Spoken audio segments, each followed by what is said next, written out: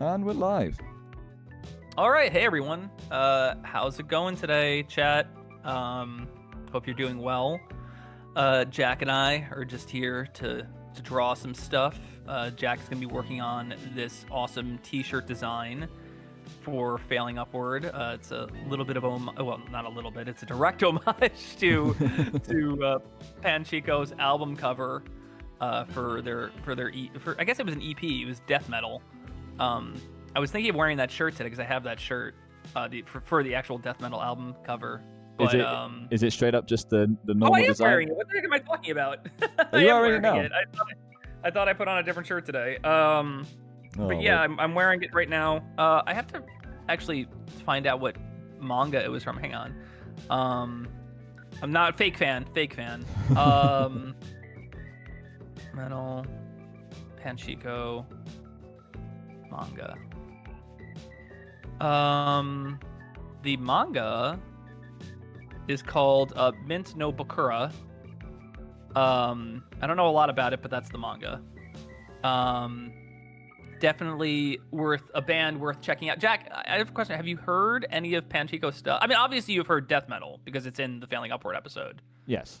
Have you listened to any of their other stuff? Well, I remember you telling me about the band. I remember you told me the history about them. I mean, I find it it was quite an incredible story, to be honest. Just the fact of how it all came to be behind, like, discovering from someone posted on 4chan, discovering the record, and then that kind of led down to this trail upon, like, finding more about the record, and then, finding the band themselves, and such like that. And it turned out to be, like, they're all from Nottingham in the UK.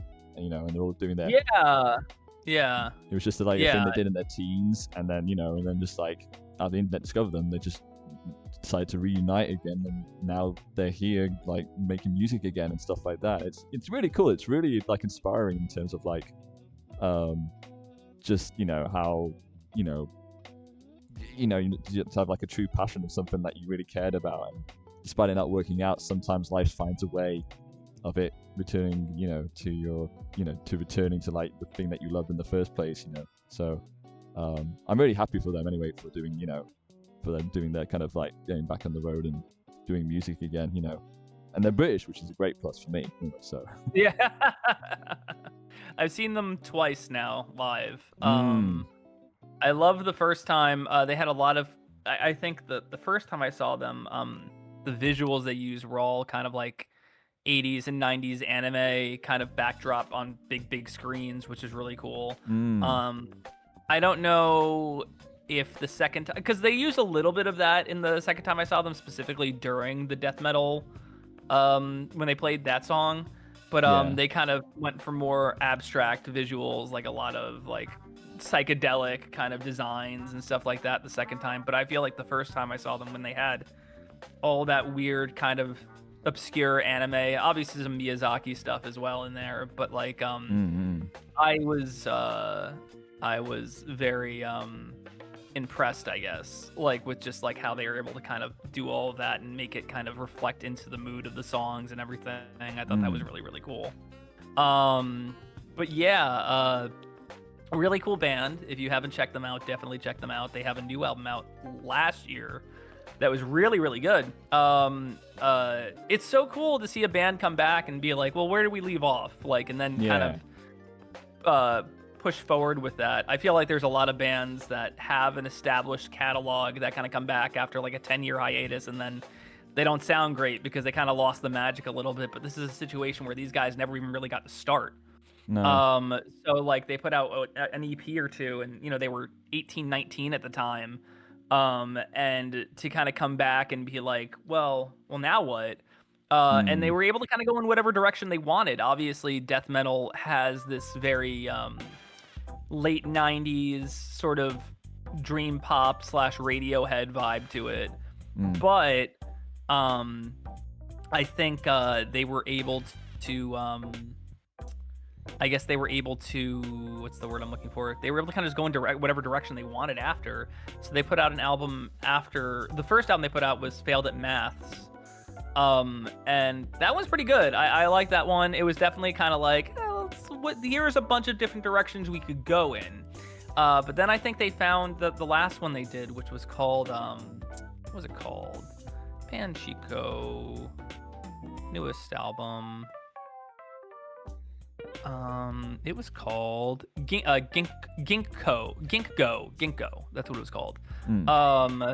And that one was just really good because it just felt like a rock record with some of those trip hop elements, which is kind of, you know, definitely playing into the strengths of those first EPs, but much more focused. I feel like clearly a lot of oh my god, nearly half the album was a single. That's crazy. Now more than half the album was singles. But yeah. If I could say anything, I think Lifestyle Trainers and Honeycomb were my favorite songs on that record. Both really, really good. Lifestyle Trainers is fantastic. That feels like a definitely like a hit from like the early 2000s. But yeah, no, really good band, really nice guys for letting us use death metal in the episode. Just really chill about it. Coop Animate says, hey guys, hope you guys are doing well. I'm finally working on my own stuff after being busy with some college stuff. That's fantastic, Coop. We love seeing people work on their own stuff. Jack, I have a question for you. Outside of Failing Upward, what have you been working on? Oh, wow. Well, there is some I've been meaning to do a lot because I want to do a lot of my own. I mean, I've always wanted to do my own stuff anyway. That's always the plan. But like in terms of like this year, I've been really wanting to work on. There's two things I've been planning to work on this year in particular. I want to do my own merch. I've been planning this sort of like dropping this. I mean, I've been really eager to like start work on shirt designs, like because I want to try out making designs and just seeing like if people would be interested in just terms of like, you know, because I mean as someone who collects a lot of like band and just general shirts with like really, you know, a lot with music shirts and like, a lot of unique designs on them and stuff like that, I kind of want to like try and explore that this year in terms of like creating my own and then testing the water to see if anyone's be interested in that kind of thing. So there's that aspect that I want to try out. hopefully I'm looking into maybe getting it out around April. So keep your eyes peeled on that, I guess. But this year as well, I want to also try working on my own films again, because it's, I mean, in terms of like just proper little short animations again, because it's been a while, and I would love to try and like, because I mean the last proper short film I made was like what I did for my final, what was my P2 final film that I did for my master's degree. So I've been meaning to like, I want to like just test my out the waters again of trying to like make my own films again and stuff like that. I've got a short that I really want to make, and it is super short. It's only like literally a minute long, but I really want to dive into it and like just to put it on paper and just get it out there. I literally do have like a post-it note always on the side of me on my desk where it has like all the ideas that I want to do and explore. So there's a lot of like I mean, there's a lot of ambitious ideas here as well that I don't want to say because I'm worried that they'll not happen. But I think that there's definitely one that I want to try out this year in terms of like, and then hopefully maybe submit it to festivals if I finish it in time. But but that's in terms of like ideas that I want to do this year. It was definitely try and get back into making little films again, and even if it's just one this year, I just love to get it out there, and then try and just create merchandise because I really like designing, like the idea of making shirts and whatnot. Yeah. So I mean, what's great right now is that I'm testing the waters here by working on this as well in terms of like. Yeah, this is really cool. I'm hoping to, obviously these shirts will be up on we'll have some kind of platform to put these shirts out on. We'll figure it out one way or another. But ideally I would like to get a couple of these to MomoCon this May. I thought it'd be will be. I mean, I'm guessing they'll be exclusive to MomoCon first, and then depending on this is some what's the word I'm looking for, behind the scenes insider baseball stuff, but like obviously getting stuff to MomoCon is always kind of tricky in terms of we're probably gonna pack all this stuff in a side bag, basically, like that's gonna get brought with us. But I need to figure out like just how much we can bring, essentially, because we're gonna be bringing keychains, stickers, prints, stuff like that for sure. But we we need to kind of figure out how much we can bring. Hungry Warrior Shark, hey. So we need to figure out how much we can bring. But I'm hoping we can bring a couple of these shirts. I want to bring at least like maybe 2 or 3 of each size or something to maybe sell them off. Also, shirts are very expensive to make, guys. Depending. Well, I'll try to find somebody who's really good at printing that can do it for a good price. If anybody has any suggestions, if somebody wants to hook us up with a deal from Shark Robot, or what was the one, Jack? I don't know if you remember this era of the nerd T-shirts. But I was surprised to hear the name Shark Robot yesterday because Harry Partridge put out a new episode of Dr. Bees. Yes, I saw that. And I was like, whoa, Shark Robot's still a thing? That like blew my mind. But Shark Robot, what was the other one I was thinking of? There was another one. We Love Fine. That's what it was called. We Love Fine. Interesting. We Love Fine. That's where I got my first Dipper hat. Gravity Falls. They put out the Dipper hats. They also did. What else was there? There was one. Man, this could have. I'm getting nostalgic for stupid stuff now, but they had. There was. Oh, T Fury. That's the one I'm thinking of. T Fury was the one where they would have 2 designs every week, and you would the 2 designs would battle out, and then the one who won, there would be a limited run of that T-shirt. Cool. Yeah, no, that one was really cool. But yeah, so if anybody knows any good T-shirts, custom T-shirt people, because we would love to make this. Obviously, I'll find somebody if nobody else can get them. But I have a couple people in mind. But I had to figure out how we're gonna do that. But yeah, I would say that it would probably first appear at MomoCon, and then while we do all that, I'll try to get a site up to kind of to do everything in terms of our pushing forward with it and everything. Pushing forward, failing upward. Yeah. So yeah, we'll definitely have more information on the shirt for you guys. But yeah. I know TikTok will love it because TikTok loves that clip. Oh yeah. TikTok is obsessed with that clip. They're obsessed with the JC and Cody talking on the roof while Panchico plays clip. It got, I think it's the most viewed clip of ours. It has like 250,000 views or something. Goodness. Which is way more than we have on YouTube. But no, it's really cool to see people get hyped for that clip. It's awesome. But yeah, on my end, I've been working on. I have a little personal channel that's been doing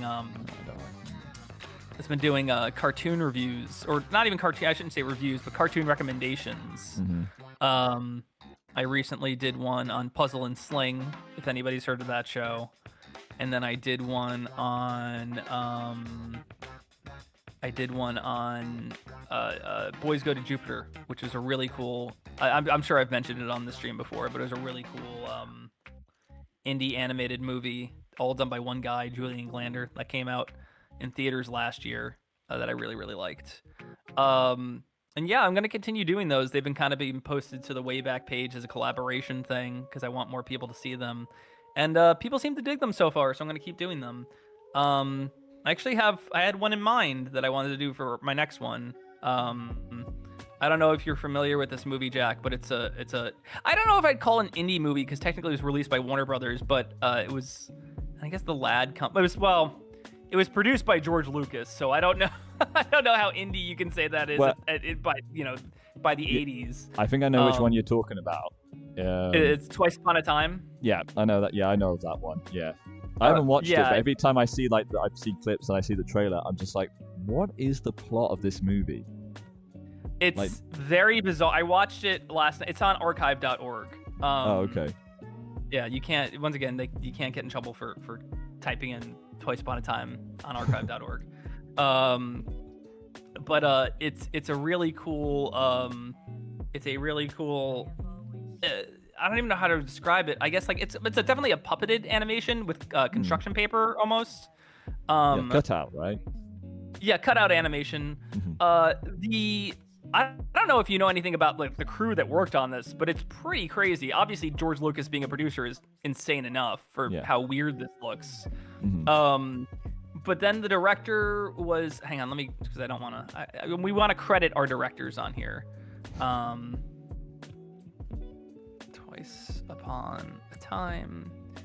The director is John Cordy, and Charles Swanson also directed, but John Cordy is a documentary filmmaker, or was a he is, and he had won an Oscar right before this, which is crazy to see a documentary filmmaker go into animation.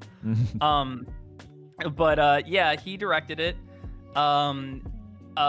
Segment directed a Nightmare segment directed by Henry Selick in there. And then the visual effects guy was David Fincher, which is absolutely insane, given what David Fincher would go on to make after. Are we? Are we 100%? Is it the same David Fincher? It's the same David Fincher. Okay, crazy. Yeah, it is the same David Fincher. If that film, I dare someone. I tell you what, if that film ever gets a proper Blu-ray or DVD release, and David Fincher is doing a sign-in or something like that, I dare bring it up to him. Yeah. Oh, absolutely. He was only 17 when he did the visual effects for the movie. Wow. Wow. Gosh, what a lucky break. Yeah. Goodness. Yeah, really lucky break. So he worked on that, and starring Lorenzo Music, who you guys probably know more as the voice of Garfield. It is. I watched it last night. I think it's a good movie. I do think it's a good movie. It's in retrospect, it's very bizarre that they tried to, at one point at least, market this as like a thing for like a widespread audience because it's very artsy. It is very, very artsy. It is a mix of cutout animation and live action footage. Yeah. So, I mean, it's not too dissimilar from stuff Ralph Bakshi was doing at the time in terms of just like, here, I'm going to reappropriate this live action footage in rotoscope. But it's fascinating that they mix the cutout animation and put it on live action backdrops, would have them interacting with live action elements like cars or clocks and stuff like that. Like, it was very interesting in that respect. And I would say, I saw somebody pointed out in the YouTube comments, but it was kind of like Shrek before Shrek because it's making fun of a lot of fairy tale tropes. Sure. And I think most interestingly, just the dialogue flow is very like home movies, like it's very like improv comedy. And very fascinating in that respect. All the actors come from like an improv background, I think. So very interesting movie.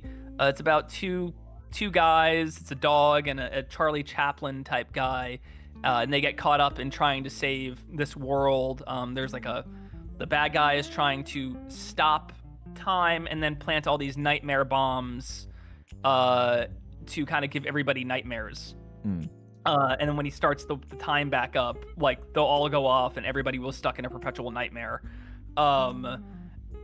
Interestingly, and I would love to hear if Pendleton Ward has anything to say, but I see a lot of Adventure Time in this movie. Specifically, hang on, let me make sure I have the character's name right, because it's been a second. Ralph, the all-purpose animal, is very much like Jake the dog. He's a shape-shifting animal that could turn into anything, basically. And then the villain, which I thought the villain had a really funny name, which was Synonymous Botch. He really reminds me of Ice King. Bumbly, about to ststart driving, so I can't watch, but I'm dropping a like. Have fun, y'all. And oh my god, I can't wait for the shirt to drop. Oh yeah, absolutely. Yeah, we'll let you know when it drops, Bumbly. Thanks for coming. You've missed us again. Dang it, Bumbly. Our next stream will be dedicated to Bumbly specifically. We're gonna get you at a certain time where you're definitely like, and this stream is for right in the title. The stream's for you, Bumbly. So absolutely. Yeah. I was gonna say the bad guy reminded me a lot of Ice King. Very much like in the same kind of mold of like. Just his dialogue flow specifically. I don't know. It was very funny to me. Now, would you say? Go ahead. I was gonna say, would you say, because the cast of the movie, would you say that it's very like you say the dialogue's quite loose or very like natural, I guess, in terms of like in terms of what it is? Is it because most of the cast is SNL? I don't know if most of the cast is SNL. Are they? Were they? I thought that was like a general. I'm looking it up right now. A lot of I thought, it's funny that you say that. I might got my facts wrong. But...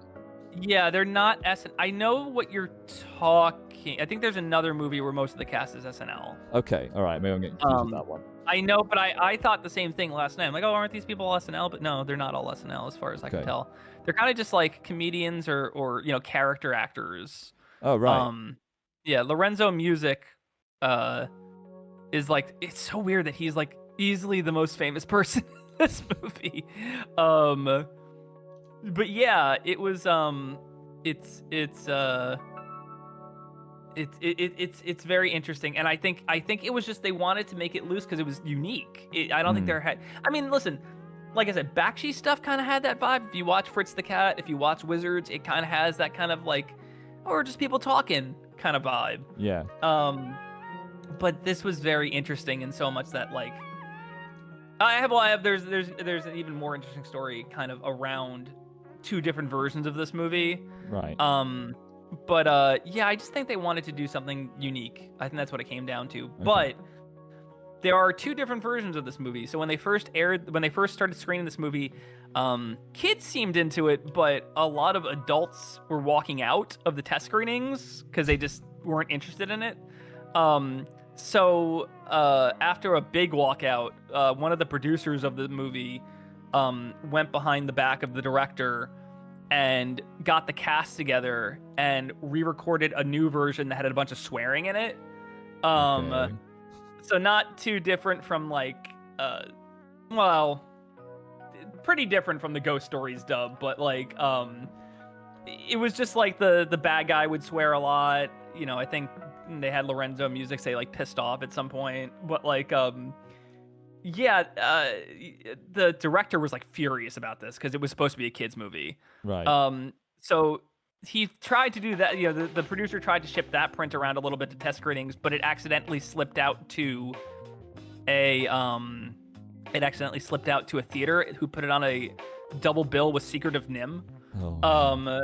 And you know, they watched Secret of Nim, and then that one came on, and it starts with the bad guy just dropping, you know, shit and like hell and damn and everything. And a lot of parents got pissed off and like demanded a refund. So it never really got a wide release because of that. This movie sadly didn't really make waves until it started airing on HBO in the 80s. Right. But you know, it's just sad because I feel like there is something very special here. I think the cutout animation is really interesting, and I find it so fascinating that they were like, oh yeah, kids will love this art school movie, you know, with very like improv-y dialogue, but at the same time you could argue it's very ahead of its time. You know, I just think it's interesting that George Lucas had such faith in it to the point where Darth Vader actually makes an appearance in this movie. Not James Earl Jones necessarily, but they have a clip of Darth Vader at one point. Oh, okay. As part of the live action footage. But yeah, I would love to, there is a DVD release of it, and funny enough, it is the adult version that they released on DVD. Okay. The kid version is still out there, and I know this because it aired on Cartoon Network at one point. Yeah, I do recommend checking this one out. It's really cool. Once again, it's called Twice Upon a Time. For the audience. Yeah, if you want to see some like early Adventure Time it's influence in terms of what Adventure Time would become later. But I think at least, I don't know, I would love to hear if Pendleton Ward has seen this movie, because Ralph reminds me a lot of Jake. So yeah, definitely worth checking out, and I'll probably do a video on it. I would like to do a deep dive on like, you know, what happened with this movie. Maybe I could reach out to the director or something. But yeah, I really dug it. Yeah, you can find it if you type stuff in. It's also there is a physical release. Warner Archive Collection put out a physical release of it. It's one of those you know, made on demand movies where, like, you know, it's like they don't want to commit to a full DVD release of it, so it's like if you order it, they make it on demand for you. I don't know if you're familiar with that process, Jack, but it's like you order it and they burn the DVD basically. I mean, that's pretty cool. Good on them to allowing that, you know, because there's not many companies who would just do that on a whim, you know. So. Yeah, and crazy enough, it has a commentary on it, which a lot of those straight to DVD movies. Yeah, they straight to burn DVD movies don't have. It has a full commentary from the two directors. But they mentioned David Fincher working on it, and like he would play pranks on the crew all the time, which is very funny to me. But definitely worth checking out. I've got more videos I want to do. I have a whole list of things. I'm very excited. I think this kind of outlet is really fun for me in terms of just like putting stuff out there when we're not doing Failing Upward, or when we're working on a new episode of Failing Upward. I definitely have to. Well, we should tell people we're about to kind of start production very soon on the next episode. We are. So yeah, geez. Yeah. Jack, right now we gotta stop doing this right now. We gotta exit out of end stream. right now. End stream. Okay. But yeah, what else has been going on? So yeah, I watched Twice Upon a Time. I really liked it. We talked about All You Need Is Kill last time I was on stream. We were on stream, I think. So we're not gonna talk about that again. What has been going? There was something I wanted to say. Now I can't remember it. Jeez. Why am I blanking? This isn't good. Stop myself blanking. Bumbly said, "I'm letting y'all down," and then he did the crying emoji with the 2 T's and the squiggle. No. Oh, don't worry. I got the bell clicked for next time. Oh, thank you. Great. Yes, click the bell and subscribe if you haven't subscribed. We really could use the help. Just so you know, we're kind of doing these streams to, get us more boosts in the algorithm and everything like that. We want to make sure that you guys are seeing new episodes and stuff, and or new updates and stuff like that. Very important to us to kind of get to a wider audience. It's very tough out here on YouTube, unfortunately. The algorithm is not our friend. But yeah, I've been having my channel collab with this channel to kind of get you guys different videos. I don't want to clog up the Wayback channel with just tons of like cartoon reviews and the shorts and everything like that. So I do it on my channel and then I just collab. So if you click on the collab tab in our videos, you'll see all the shorts and everything. But yeah, I mean, like, I'm always up for suggestions. Jack, what's an obscure animated thing that I could talk about or that you think I would like? Ooh, good question. I mean, I'm trying to think about what's a pretty obscure special. Because man, I mean, Britain in general has tons of like very obscure. You guys have the Snowman. That's your most famous. That's that is a good animated special. I mean, Christmas specials. My goodness, we got like so many. We were talking about this before, Jack. Did they ever adapt your Dennis the Menace into an animated thing? Yes, we had a TV series of Dennis the Menace that came out around our version of UK Dennis the Menace around 1994. It did like two seasons or 2 series basically from like 1994 to I want to say 1998-9.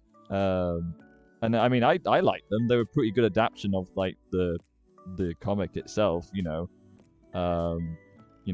very. I think they do a really good job adapting it. They've done obviously some newer series of it with like, I think they did a 2D revamp of it. Because then, of course, I mean, Dennis the Menace comes from a comic here called Abino, and Abino's been long running since the 1960s, 50s. And then since then, it's kind of like changed slightly to be more. To be more modern, basically, and then of course, because you have to kind of do that. I feel like. Yeah. I mean, you can't have. I was saying earlier before the stream, we had in the comic there's a strip called the Bash Street Kids, which is based around like these kids in this classroom and stuff like that, and they're all given these nicknames like Spotty and Fatty, which it's shocking now, but back then we didn't even blink an eye. It was just like a funny little nicknames and stuff like that, because that was how they described the characters. But then of course nowadays it's not appropriate to, and especially you don't want to influence other kids to call their friends these things. So they're now called, I believe, Scotty and Frederick, I believe, that they renamed the characters. Okay. Which is like, I mean, for me it's like, okay. But of course, I guess it may because it's not as funny. It's just not as funny.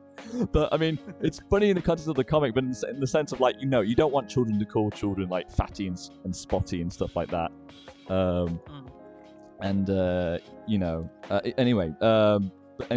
basically, they did a new TV series of Dennis the Menace, another 2D animated one, which was okay. I believe it was fine and stuff like that. They dropped characters like Dennis had some friends like Pieface and Curly. They were dropped for some reason, and then they did a 3D animated. Currently, I think it's a 3D animated show right now, which is not as. I mean, I'm not gonna be watching it anyway because obviously it's not for me. But at the same time, it's like I'm not too crazy about it. They've modernized Dennis's dad and stuff. I mean, and apparently they had a whole like the backstory behind Dennis the Menace has changed, and they explain it in the comics as well. It's I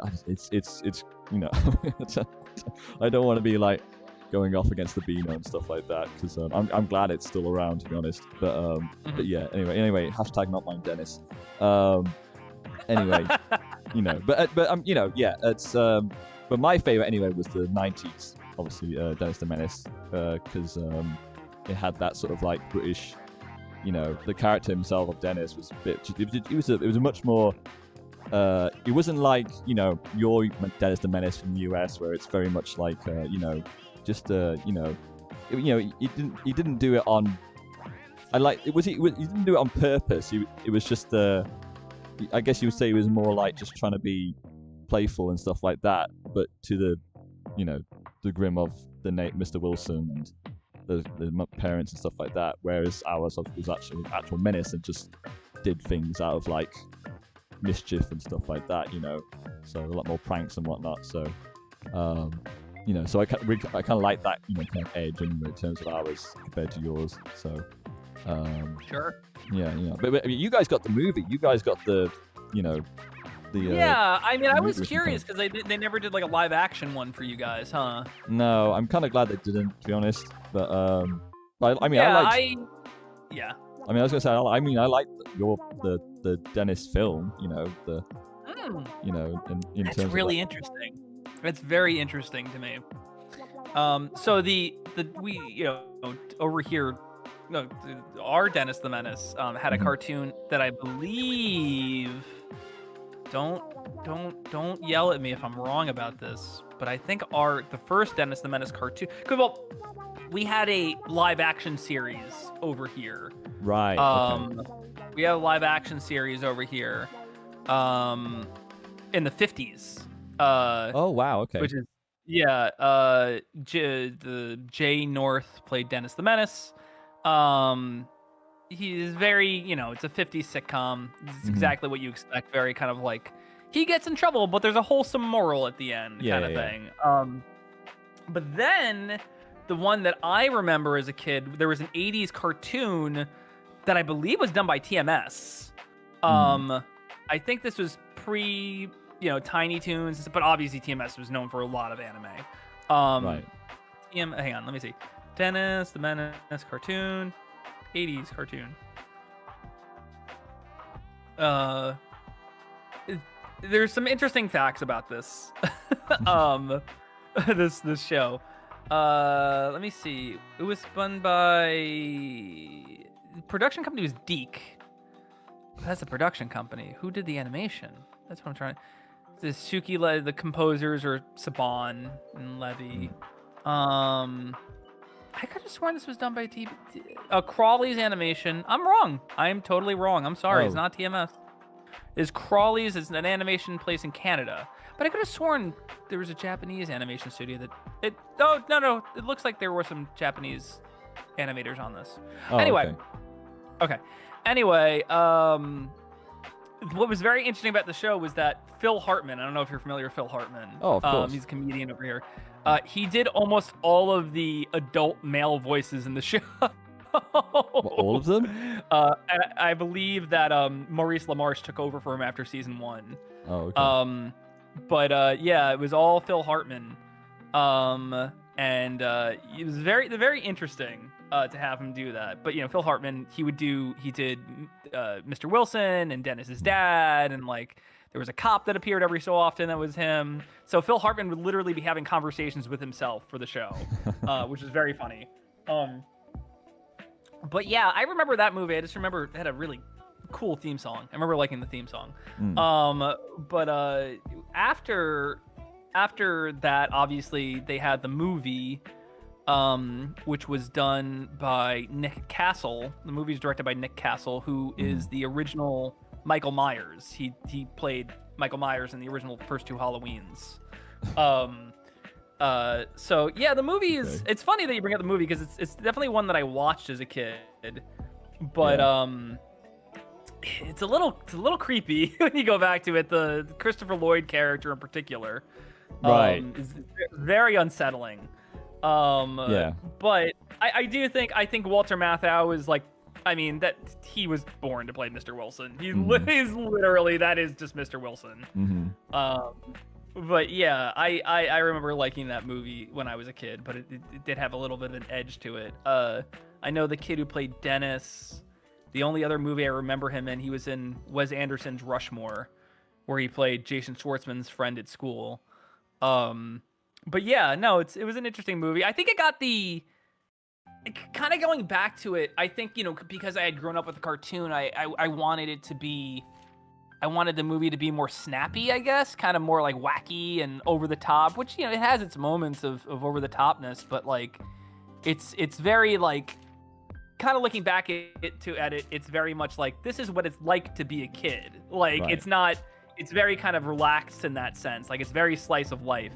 Until the end, when there's like a kidnapper involved. Yeah. But yeah. Well, I remember liking it.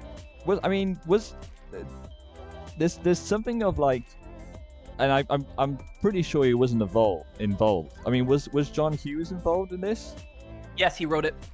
Right. Okay. So that's why I think to myself that there's something about the film that's very like Home Alone. Yeah, very Home Alone and very like that kind of. Which I guess is why I kind of like, there is something about it which I kind of like anyway.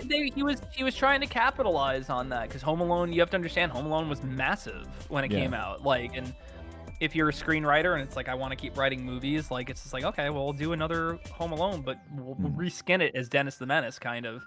And then he did Baby's Day Out, which is, it's a movie.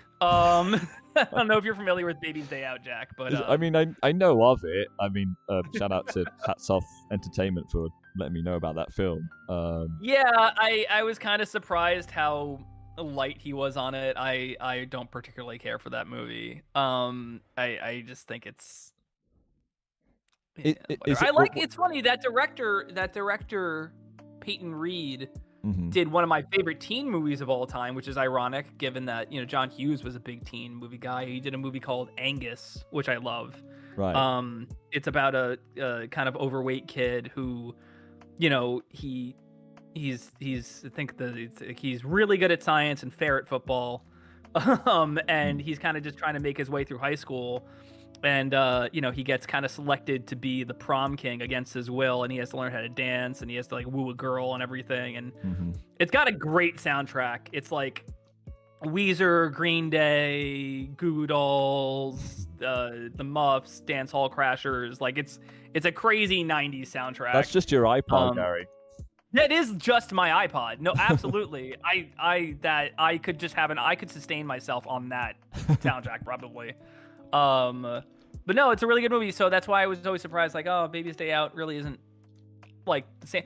But interestingly enough, he directed another movie that took 10 years to come out. It was called 5/25/77, and it's about how that director it's kind of a biographical movie about how that director, he's making movies as a kid, and then he got to see an early screening of Star Wars. He was the first person to see Star Wars, basically, out of the general public. Okay. And he goes back to his hometown. He's trying to hype everyone up about Star Wars, and nobody really cares. And then it comes out, and it does what it does. But that was a movie. I'm like halfway there on that movie, where I'm just like, this is like, I like the context of this movie and the performance by John Francis Daley, who went on to, write Spider-Man: Homecoming, and he did that new Dungeons and Dragons movie that I loved. He's really good in it, but I just feel like the movie is edited very oddly. There's a lot of weird special effects. But yeah, I don't know. That director's very interesting, but Baby's Day Out, it wasn't quite for me. But yeah, that era of John Hughes is very interesting because he kept trying to replicate Home Alone, whether it was Dennis the Menace, Baby's Day Out. He did another movie was Home Alone with teens. It was called Career Opportunities. It was with Jennifer Connelly, and then the other guy, is his name, Frank Whaley, who, Jack, you probably the only thing you know him from. He was one of the guys in the beginning of Pulp Fiction that gets shot. Yeah, he's one of the three guys. The guy who's not Phil Lamar. Yeah. But yeah, he's been in a ton of stuff. He was in a great movie called Swimming with Sharks, and he was in a movie called Little Monsters. He's been in a bunch of stuff I really like, but I feel like he's not like as big a star as Jennifer Connelly. Hey, K-Master, how's it going? But yeah, and that's literally about a guy gets a job at Target, and then somebody robs the Target, and him and Jennifer Connelly are stuck in there, and they have to get out. That's the one that I really want to like, but I'm just like, man. It just feel a lot of those scripts felt like just reactions to Home Alone. It's kind of like Dennis the Menace is the best out of them, I would say, and that's because Walter Matthau is incredible in that movie. And then I think the kid playing Dennis is great. But yeah, that was our Dennis. And then there was, of course, we had a follow-up sequel to the Dennis the Menace movie with it was like 8 years later, so it was like a different kid, and then instead of Walter Matthau, it was Don Rickles. I mean, that's not bad. No, it's great. No, I think that in terms of Mr. Wilson casting, it's pretty good. Yeah. But then the bad guy in the movie is Carrot Top, so as it should be. he's the true villain. Yeah. No, I'm just very fascinated by the whole parallel universe, almost Dennis the Menaces over here, and then on your end, it's very fascinating. Like, just the fact that two different guys thought about the phrase Dennis the Menace. Is very interesting. We were kind of talking before about like the Garfield Heathcliff thing. Of just like, I think Heathcliff had actually been going on for a bit longer than Garfield. So also very fascinating. Just two fat orange cats. I mean, I guess that's not too much of a stretch. Like, people have cats. It's like, oh, my fat cat would be funny for a cartoon, or a comic or whatever. But yeah, interesting parallel thinking, I guess, right? Yeah. I mean, I feel like that's a whole. I mean, I feel like the controversy between Heathcliff and Garfield is much more bigger than the Dennis one. I don't know, probably because a lot of people didn't know, right? They probably didn't know the fact that... it wasn't something that was widely known until like the internet, pretty much, because that connected everybody, and we're like, wait, what? There's like this... I mean, like, I was thinking about this like recently, just that era of like 1998 to like 2004 of just the internet really coming into its own and becoming more accessible outside of AOL. Once you get Internet Explorer and everything, just it becomes very fascinating, the kind of cultural shock you have by learning different things. So it's very hard to imagine a time before the internet. But yeah, there was probably a very long time where just that wasn't well known, like a well-known fact. I wonder if was the film over there called Dennis the Menace? It was. Okay, so because over here what did they call it when it came to you guys? It was just Dennis with an exclamation mark. It's almost scarier. Yeah. Well, clearly they didn't want to clearly like the people behind it were just like, we can't. We have to still call it Dennis, but we can't call the Menace thing. So let's just ditch the Menace part, and then we'll just emphasize it. I mean, I wonder how much money it made over here. I'd be very curious. I'd be very interested to find that out. It did okay over here. I think it was not a huge hit. I remember really liking it as a kid. As an adult, it's fine. Movie by Nick Castle. Yeah. It made. Oh no, it was actually a big hit. What am I talking about? I'm talking crazy. On a budget of $35 million, $117 million. Wow. So it did pretty good. It pretty much quadrupled its budget. So that's all you could really ask for. It also has that really crazy SNES game, which I'm sure you've seen, where like they have like the full-on like scary giant Walter Matthau come out and grab you. Photorealistic pixel. Yes. Space. Yes. Yeah. Tim Burton was supposed to direct this movie. He was? Wow. Yeah. Wild. And then also, funny enough, the guy who did Baby's Day Out was supposed to direct it as well. That's crazy. Crazy. The actor beat out 20,000 other kids to be Dennis. Goodness, wow. Oh my gosh. Can't even imagine. Oh, we have 5 concurrent viewers. Hey, how's everyone doing today? If you guys have any questions in chat, feel free to ask us. We're more than happy to answer questions. Speaking of movies that I revisited from my childhood, I revisited one recently. I watched Hook for the first time in a while. If you've ever heard of the movie Hook. Really? Oh, I love Hook. Hook's great, dude. Hook's I always watch it like every couple of years, like every 5 or so years, and I'm always expecting to not like it, and then I end up loving it. It's crazy how Spielberg still doesn't feel comfortable about it, or rather, I don't think he feels the same way about it nowadays. He doesn't really like it. Yeah, he doesn't. So I listened. What got me to watch it again? I was listening to a podcast called "It Was a Shit Show," and it talked about the production of that movie, and that movie was kind of crazy in terms of the production and everything. But I rewatched it.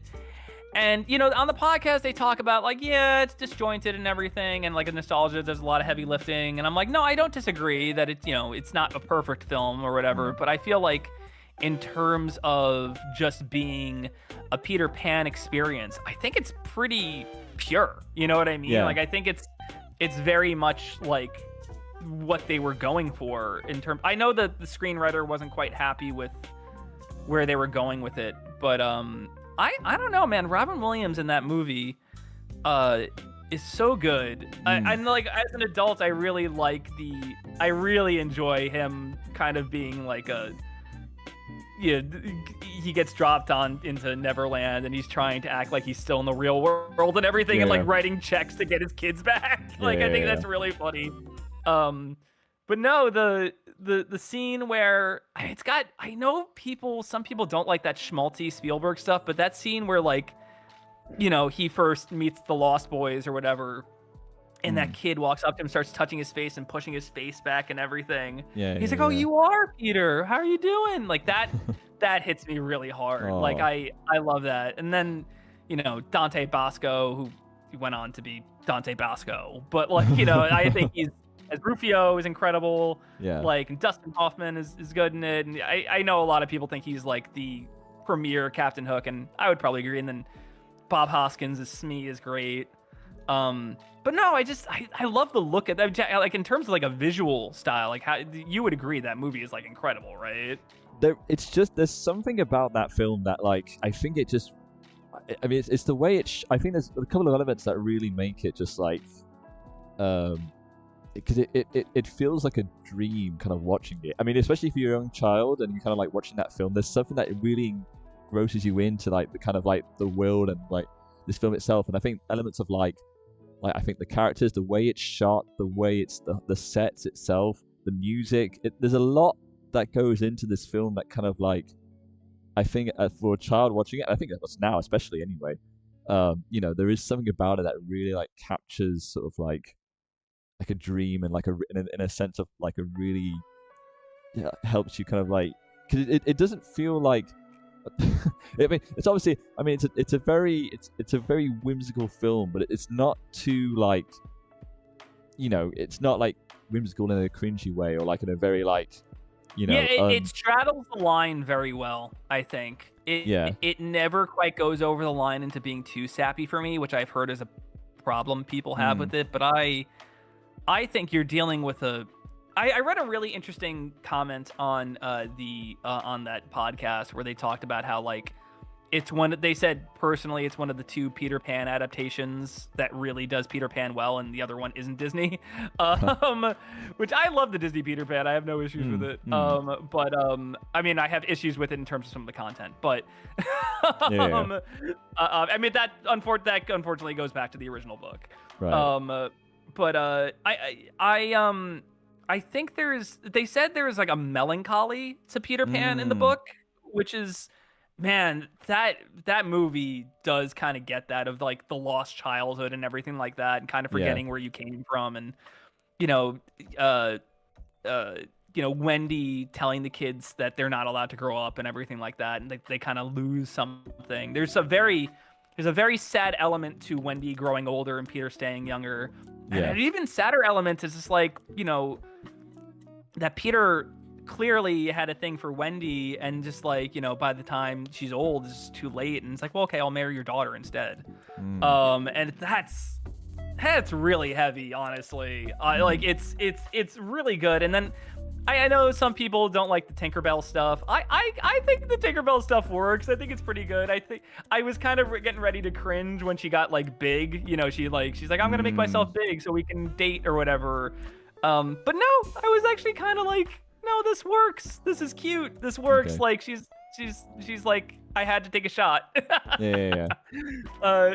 It's really really sweet. I think. And dude, the scene where he finally remembers he's in the kind of the little hideout he had as a kid, and he sees Yeah. all the stuff like the bear and everything, Mm-hmm. and then like he's suddenly floating, and he just like blasts out of the top of the place, and he's like Yeah. he's changed his clothes, he has the Peter Pan clothes on and everything, Yeah, and he's yeah, like he's flying over Neverland. Oh man, and the John Williams score. Oh, it's so good. yeah, It's so yeah, good. yeah, yeah, I feel like yeah. you kind of have to be heartless not to like aspects of that movie. No, I Like, agree. I'm Yeah. sorry.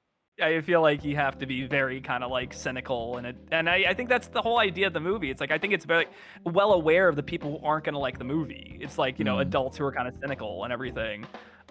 Which is, I mean, I guess you could argue it's like a little bit of a cop out, where it's like, oh, why? Because like I'm old and like I have refined taste, and I'm not supposed like I'm a jerk for not liking this. But it's mm. like, no, I just think you lost a little bit of the whimsy of your childhood imagination.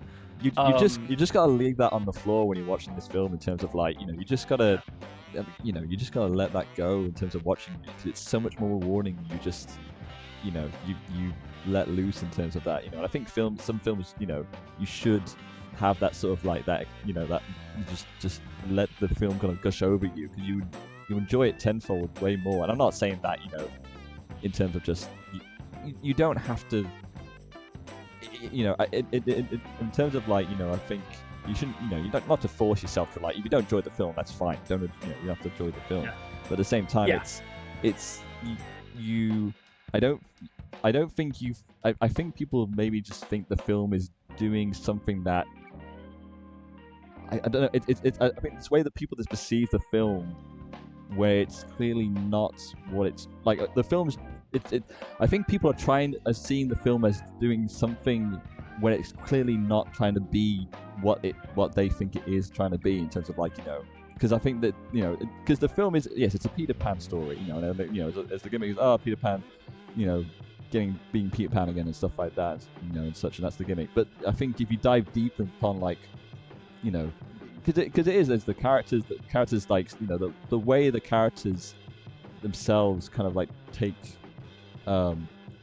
their sort of the journey throughout each of the characters, and you explore that more, and even the whole Peter Pan mythology, about the character, like you said, that whole scene where it's like, why Peter Pan left, and him discovering like what his happy place is, and when he became a dad, and stuff like that. It's really, it really captures those essences upon that, and I don't know. I just think, it's easy to perceive it as one thing, when clearly it's not trying to be that, in terms of like,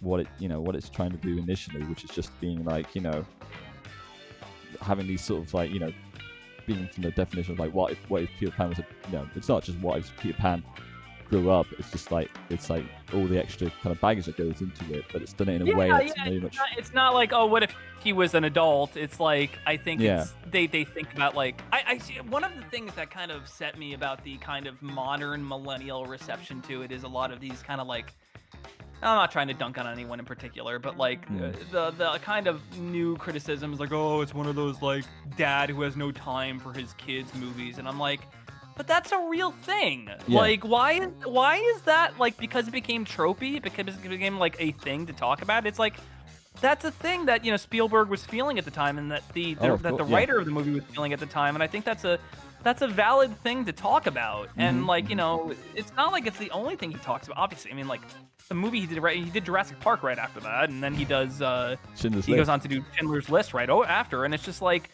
it's not like the dude is like one note, no. Like it's I listen, I know there's a bunch of movies like that in the 90s, obviously, like Liar Liar is kind of like that, and then the Santa Claus and stuff, but like I don't know. I think it's a very real emotion, and specifically to overlay that on Peter Pan is really interesting. Yeah.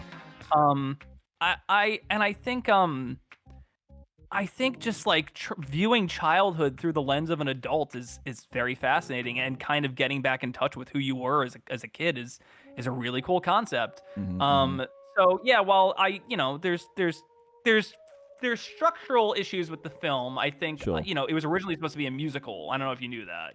I did not know that. No. Yeah, well, originally it was pitched to Michael Jackson as a musical. But once they kind of pushed past that, and made it more of like an adult drama with magical elements, it became they immediately knew, like, okay, Robin Williams is the only guy who can play Peter Pan. Yeah. Which, yeah, I mean, like, I don't know anyone else who could have played Peter Pan at that time. I know a lot of people said, not a lot of people, but that podcast rather said Jim Carrey would have been a good Peter Pan, but he was too young, I think, at the time. It was 1991, so like he's still on In Living Color. He's probably in his late 20s. I think Robin Williams being in his late 30s or mid 30s at that point or probably he's in his 40s actually at that point. But like even better, you know what I mean? I think I think he just nailed that role. He's so good in that. But yeah, man, I think it's a really underrated movie. I think I know Spielberg has said, like, I still don't like it, but my kids love it. And his kids are millennials. Like, I'm not shocked. Trackmaster Toby says, wish I could send super chats. Oh yeah, I'm sorry, man. We're trying to get there. If you keep coming to these streams, if you keep racking up hours for us, we'll get there eventually. We're trying to do more. We really are.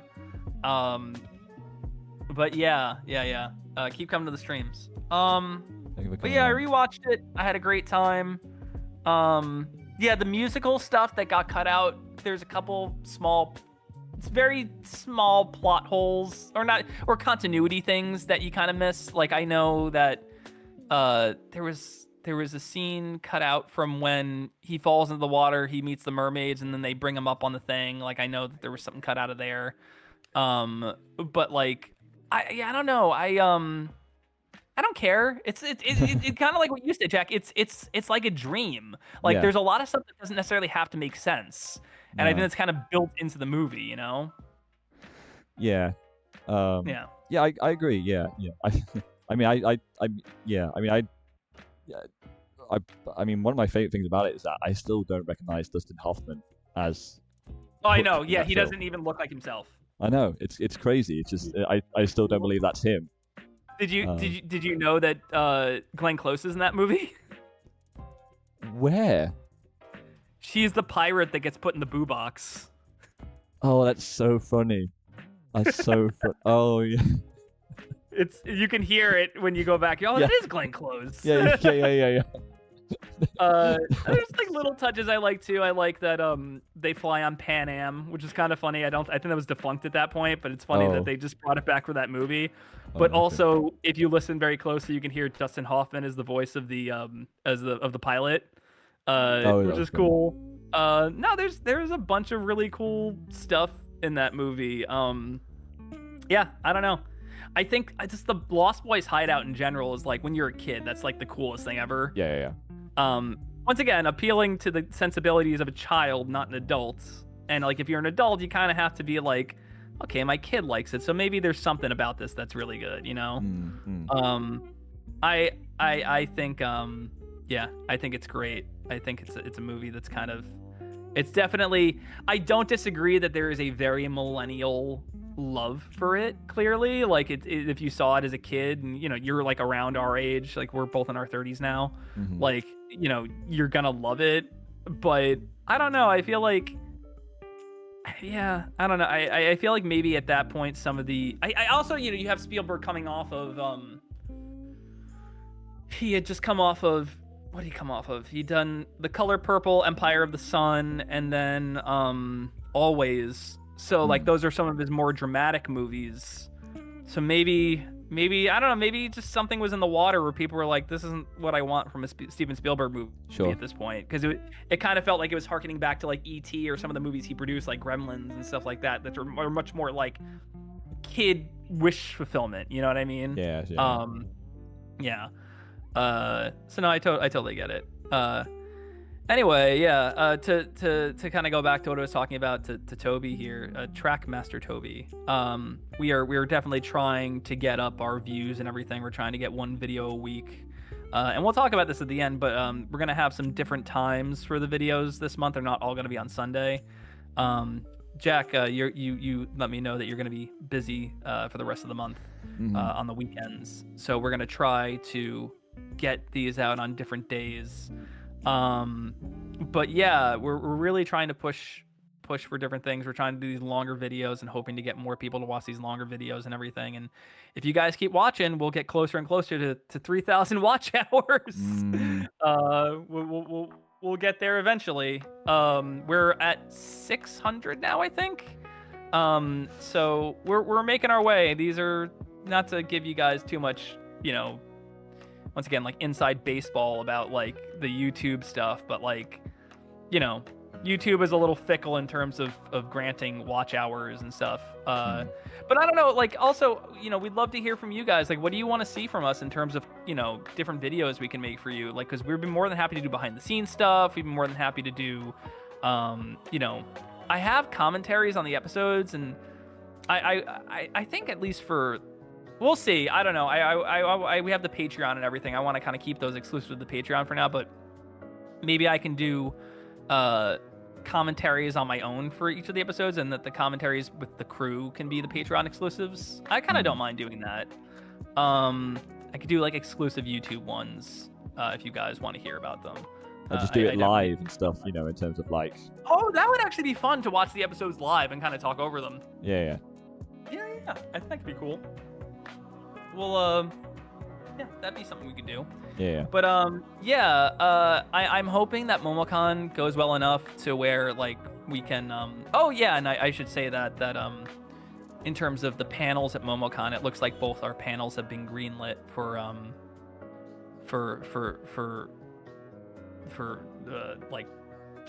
they've just been greenlit, I guess. Cool.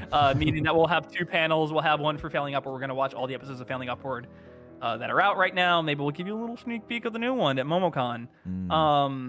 And then we're gonna do, what was the next? And then we're gonna do one that's all future Wayback projects. So we're gonna do a screening of Starstruck. We're probably gonna do a screening of Starstruck. I should say that it's pretty much done at this point in terms of the editing. I just have to put in. Eventually, I'm just gonna have to put in the sound effects and cool. And we're good. Yeah, the sound design. Maybe do a little ADR and everything. But I'm very excited to show that off. Of course, the backers will be getting that first. So don't worry. And then what else? What else is going on? And then we're also going to show off Ahmad's new game. Ahmad has a new game called Devil Chaser coming out, which is kind of a throwback PS1 third-person shooter where you kind of run around an arena and shoot each other. It's really fun from what I've seen. I'm actually a voice in it, so cool. Yeah, I get to play like a certain. I don't want to give away who I'm playing actually, because I don't know if Ahmad has announced it yet. But I'm really excited for that. Nice. Anyway, yeah, that's all happening. It's all gonna be really fun. And yeah, we're gonna show off, and maybe me and Ahmad have another project that has kind of been in the works for a while. I have to sit down with Ahmad to see if we can come up with something like a 30-second to a minute kind of little snippet preview of what we're gonna show off. But I'm really excited to delve into that one too. It's a project it's out there. It's kind of been out there for a while. It's something we've been working on since we've met, but we've retooled it to be something completely different. Obviously, I've had some life stuff that's kind of gotten in the way of really doing it, but I'm gonna have a discussion with Ahmad this week. Maybe we could throw something together really soon. But we're also gonna have a table. What's up?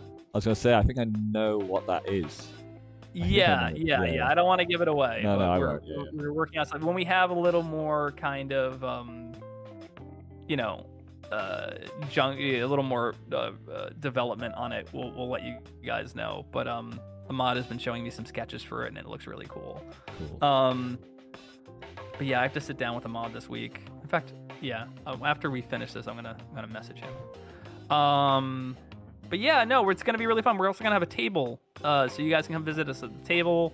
We'll have merch there. You can come talk to us. We're gonna have a nice little CRT setup with episodes of the show playing, as well as probably some Starstruck stuff too, some Devil Chaser stuff. It's gonna be really cool. I'm really, really excited to kind of to show it off and everything, and I hope it goes well. Like first con, you can always learn from your errors at the first con, but we want to make sure it's as fun for you guys as it is for us. So really excited. Also, there's going to be a lot of other cool people there that aren't us, so you should come to MomoCon anyway.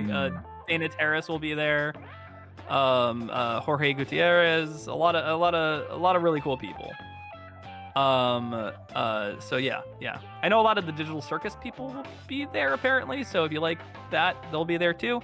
So definitely come down to MomoCon. It's kind of becoming the place for like indie animations as far as conventions go. Is it also like the place where, I mean, I'm saying this like because from what I know, and because obviously I'm from the UK, I don't obviously know much about these cons. Is it also the kind of place where just like random like streams? Because I'm thinking about like, is it the same place where Noodle did his E3 stream? And I don't know, actually. I'd have to check. Okay. I don't know. Maybe it wasn't actually, because he did it again recently, and I think that was at a different con. So maybe it's not that one. Okay. Because there is different cons for like Magfest is the music one. Magfest is the music one. Gotcha. Okay. So Magfest is the music one. And Jack, MomoCon I will be right back. Just give me 1 second. So sorry. Okay, no worries. If someone wants to fact check me about that, yeah, please let me know. Maybe actually I'll look it up. MomoCon is...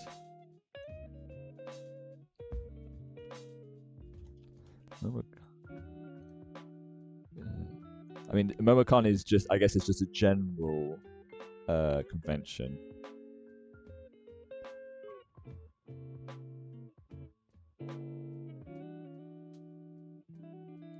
And then what was the and then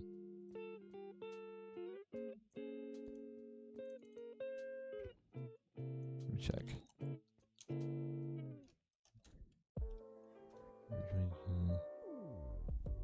No, that was at Magfest. Okay, so the Noodle E3 2010 thing was at Magfest. Okay, which is more music and I guess video game based stuff. Music and gaming festival. Gotcha. Okay. All right. Okay. I think that was also where the because it happened recently, and that was also when the Silver Gunner DJ set was. I am back. Cool. So I was just trying to confirm like the differences between Magfest and MomoCon. Because MomoCon is definitely... The MomoCon, well, Magfest is more gaming gear, like focused, and usually the music revolves around like chiptune bands, like the Proto Man and stuff like that. So like well, the Proto Man aren't necessarily chiptune; they are rock, but they obviously highly Mega Man influenced. Yeah. But Rebecca Sugar was there this year, which I found very interesting. Oh, cool. Yeah. So I think they're maybe even opening up to animation stuff. She played her stuff, but it's also very internet culture. Yeah. So like they'll have like YouTube poop panels and stuff like that. Yeah. Well, they had the Silver Gunner set 10-year Oh yeah, I saw that too. I saw that. Amazing. I've actually really been replaying the because he released it online anyway. Just the set itself. Just amazing mashups from it.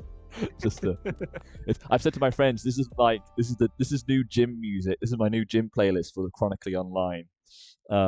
Just just incredible mashups on it and stuff on there. And I can't believe the atmosphere when some of those went down. Just amazing to see.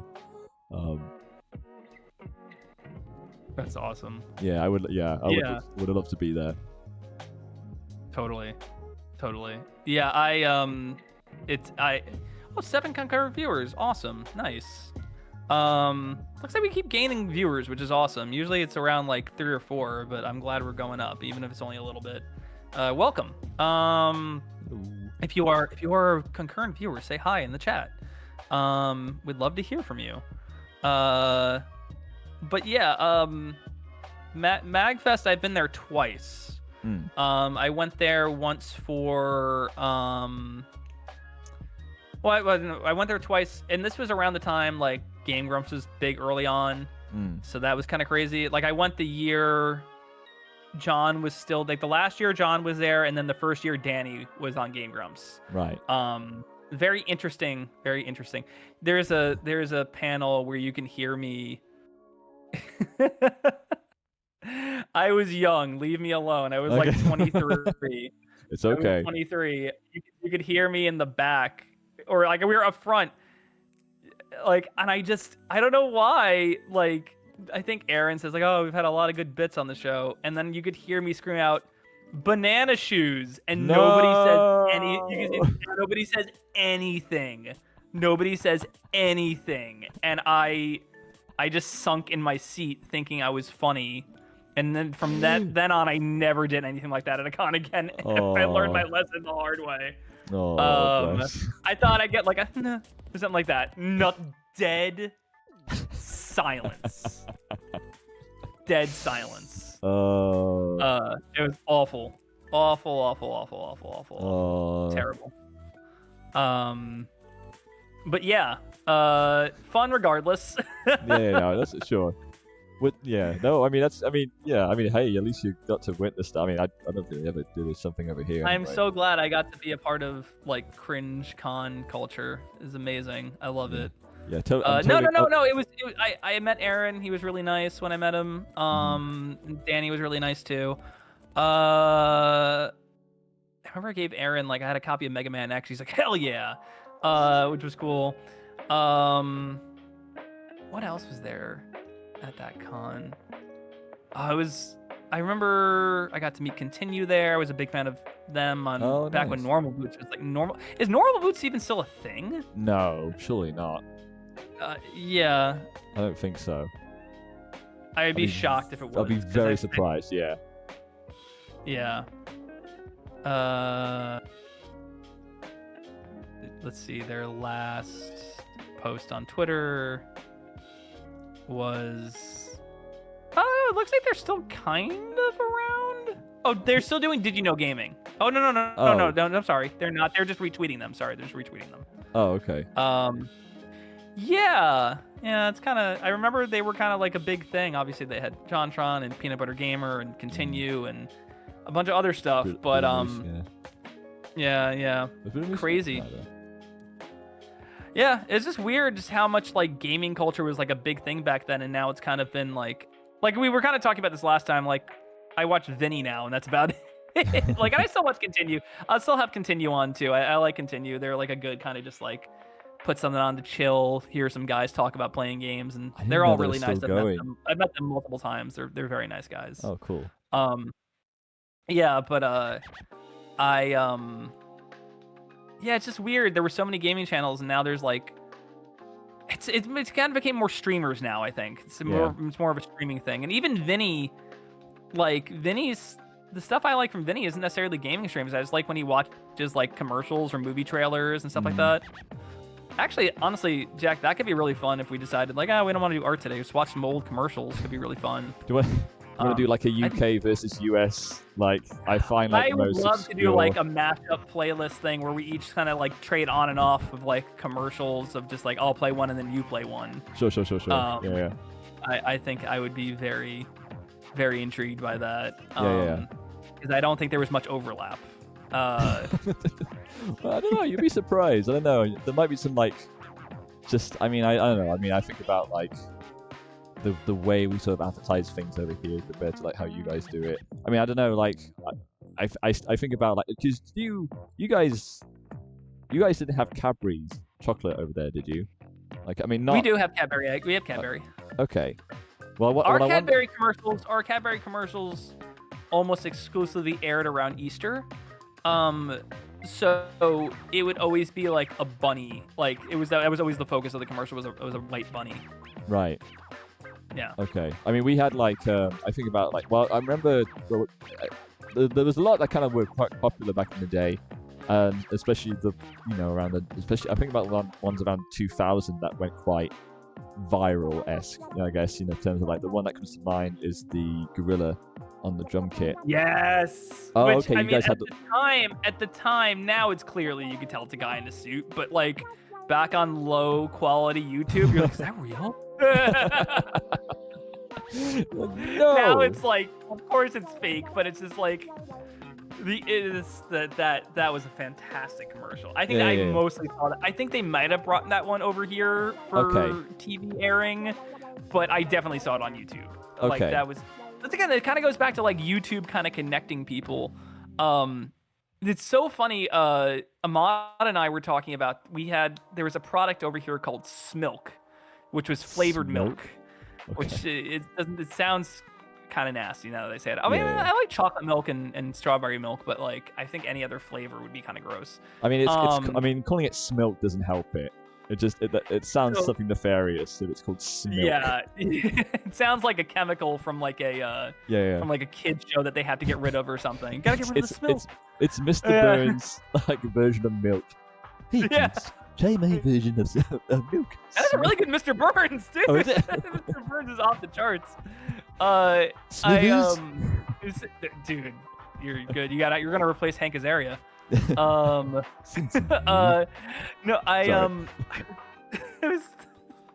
so the Smilk thing is funny because over here it was advertised with a cool cow with sunglasses called the Smilkster. And me and Ahmad, the Smilkster is a bit of an inside joke between me and Ahmad. But Ahmad found a series of UK commercials where it's a bunch of cats advertising. It's cartoon cats, and they're singing. They're singing "It's Cool for Cats" by Squeeze. Okay, interesting. Yeah, I thought that was really fascinating because it was just like, I kind of like the cat one better. Like, it's got a cool song in it. The cats are animated really well. Mm-hmm. The Smilkster's creepy, dude. I don't particularly care for the Smilkster. I'm not trusting a product called Smilk. I'm sorry. It sounds too tons to like something's up with it and secretly, it has like and the Smilkster, is that what he said? Yeah. Oh god, no. I typed the Smilkster in and I immediately regret it. Because let's just say there have been people who've latched onto this character, that's all I'm gonna say. No. Yeah. Like, but in what here's way? a picture with I'm not gonna say it. It's not appropriate. Okay. But here's the Smilkster. I sent him in chat. Right. I'm not showing this on stream. Oh wait, I know I do. No, you guys shared something like this before in the chat. I feel like, or something. I swear I've seen it before somewhere. Okay. Now this is a you and Ahmed thing. Don't get me involved in this. I don't want to meet the Smilkster. Here is the Cool for Cats commercial. I think it looks kind of cool. It looks almost like a Terry Tunes kind of thing going on. Yeah, kind of. Yeah. Yeah, I'm kind of down with this one. I'm not gonna lie. I'll have to check that out after the stream. Yeah, it looks cool. Yeah, looks like definitely looks like a old cartoon kind of like thing.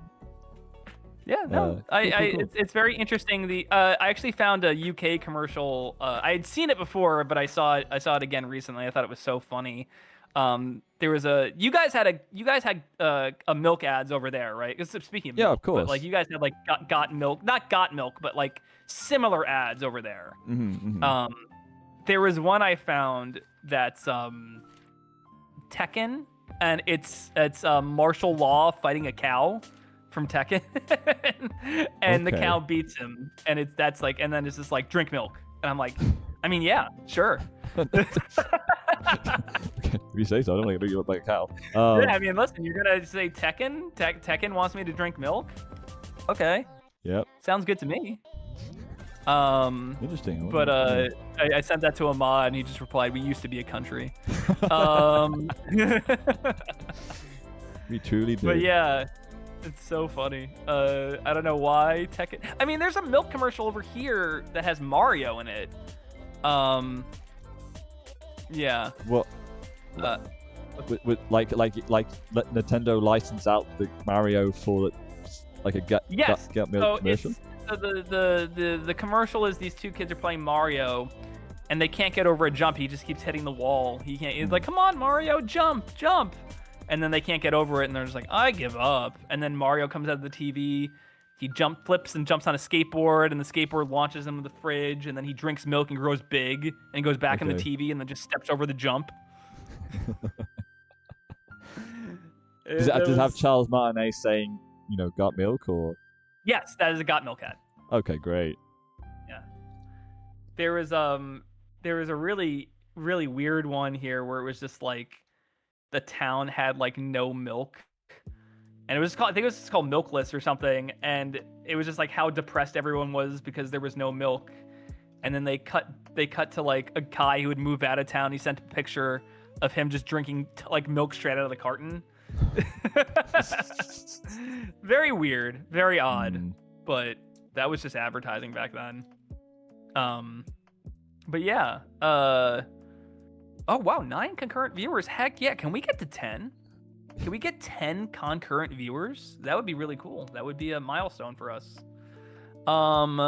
Anyway, for those who are joining us, we're talking about milk ads from the 90s.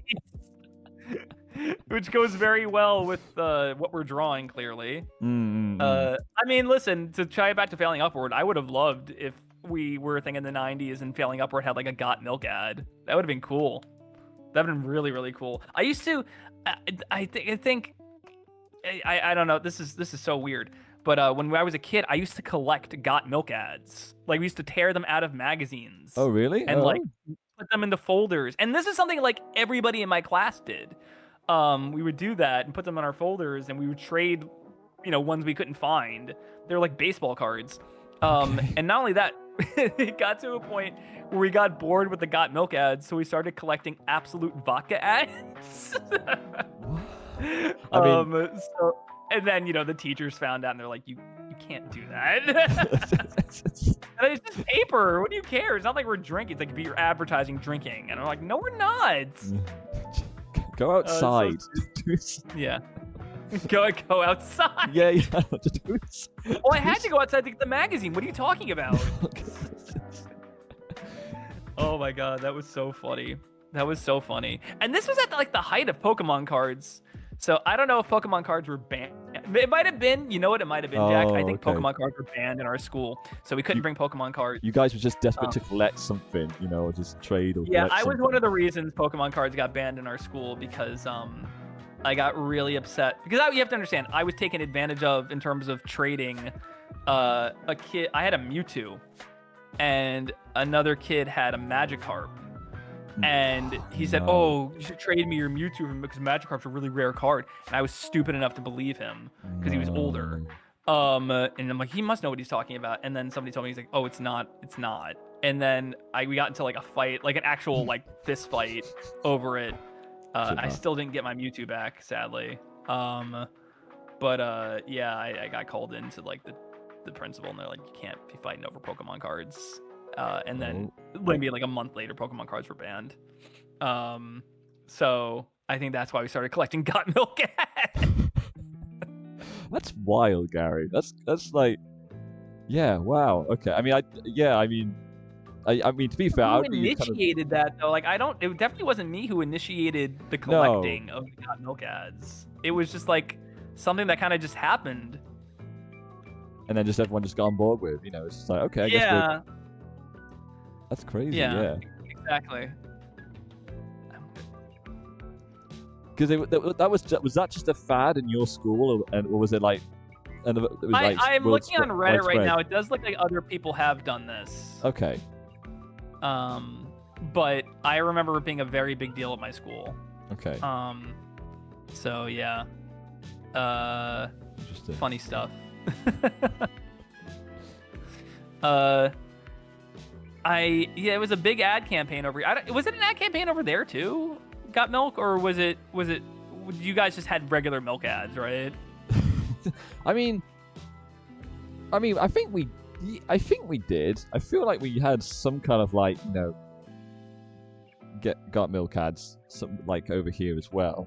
I mean, I don't know if they were like. I'll have to look that up. Please look that up right now.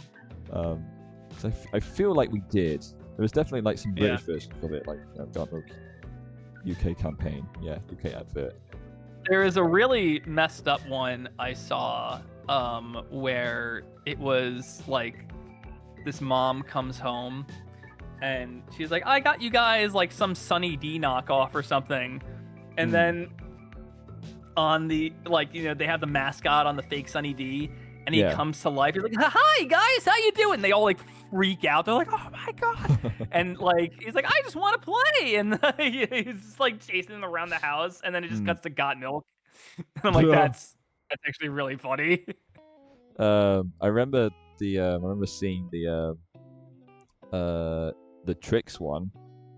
The Tricks Oh, advert. that one's legitimately great. Yeah. No, I don't think we had it over here. I don't think we really did. Huh. I think it was more of an American thing. I'm sure you guys had just had regular milk commercials though.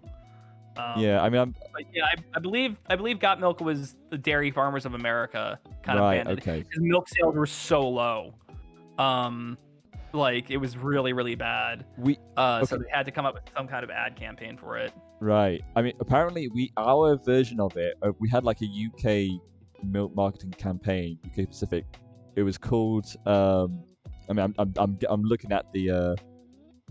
In the UK, we had Int Milk Brilliant, like, you know, normally say Int Milk Brilliant, you know. So it was apparently like some kind of like 90s campaign to, a bit the same way as like, you know, to milk, but it was more UK specific. Oh my gosh, it stars. It stars. Yeah, I'll share it in the chat. Stars White House. Yeah, you know, I mean, although I don't really remember it as well as, I mean, I don't know. Yeah. Oh, it's brilliant. Yeah. So this is what the cow one I saw from Tekken. Oh, is that this one? Yeah, okay. Yeah. Like the cow beats martial law, and it's like milk. It's brilliant. And then they play like the Tekken music or something.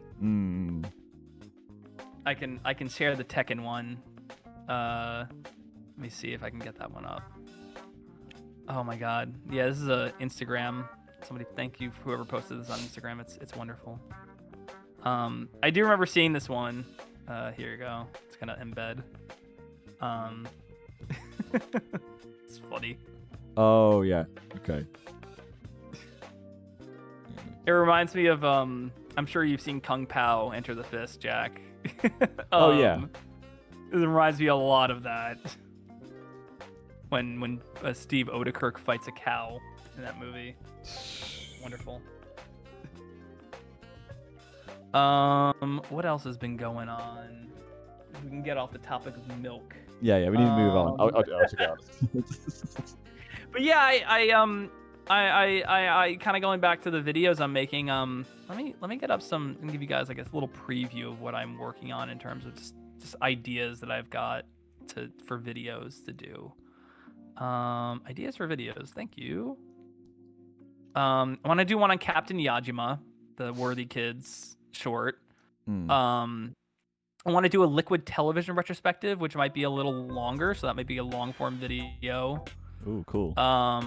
I want to do one on Tatami Galaxy, Night is Short, Walk On Girl, and Tatami Time Machine Blues, which wonderful series. I know that Night is Short is technically not in the Tatami universe, but I love that director in general. I think he's so good. Let me just make sure I get his name right.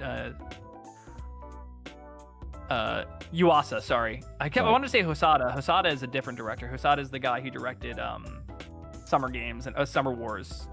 But Yuasa is awesome. He's like one of my favorite anime directors. He also did what's it called? Isaacin, which is a fantastic series. So yeah, I want to do something on his stuff. Although Time Machine Blues is not him. It's another director, but that's okay. I want to do one on the I had two ones I want to do on comics. One for a comic called Halloween by Moss Lawton, and then one on a book called Junk Wraith, which was really good. Wanted to do one on Cyber 6, which could be really fun. I want to do one on Legend of Calamity Jane, which I don't know if you've heard of that show, Jack, but I know of it. Yeah, it's so cool. Yeah. So cool. We talked about this last time, I think. Yeah. It's so cool. It's such a cool show.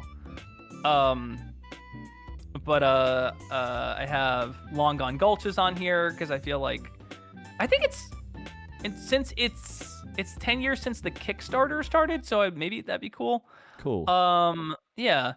I wanted to do one on non-Toonami anime blocks. So we had two of them that I remember over here. They weren't technically blocks; they were just things that showed movies.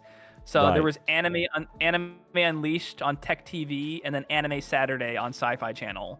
Anime Saturday is very interesting because it had a host, and her name was like Apollo Smile or something, and she was like, "I'm a live-action anime girl," which it sounds silly now, but you have to understand back then that was pretty cool. But she did know a lot about anime, which was awesome. She was like a massive anime fan. Cool.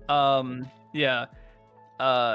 They wanted to do one on Gene Goldstein's No XP, which is a really fun kind of series of shorts. Like they're almost like bite-sized comics, which is really cool.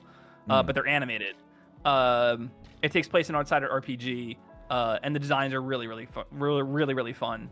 I thought one on Broats could be really cool, which is Jack Cusimano, who's he's a friend of mine, and he was the guy who threw that in-person Failing Upward screening. Cool. So yeah, I would love to do one on Broach. Could be really cool. And then I want to do one on Slow Bob in the Lower Dimensions, which was Henry Selick's like first really big short film that got played on MTV. I don't know if you've seen that one, Jack, but it's no, I haven't. It's really bizarre. It was a pilot for a series he did. It's very hard to tell what's even going on in it because it's very abstract. Is it? But it's about. I was gonna say, does it have like, apparently there's a clip going on YouTube, right? It's the scariest thing from children's TV or something like that. Because it has a masked person, like a talking mask face. Or am I thinking about something else? No. That's Will Vinton. That's the right. Okay. Inventors of Mark Twain. Gotcha. Sorry. Okay. Yeah, it's like mysterious stranger. It's like, who are you? Satan. Yeah. Okay. Yeah, I'm very familiar with that one. Okay. I'm very familiar with that one. But yeah, this was a thing he did for MTV. It's about a guy who gets transported to other dimensions to be like a reluctant hero. But the way it's done is very odd because its focus starts on this kind of conjoined twin girl, and it's stop motion. It's a stop motion puppet. Right. And it like walks up to the door where Bob, the main character, is, and she looks through the eye hole, and then she sees him like get transported to this other world via iguanas. It's very bizarre. It's very, very weird.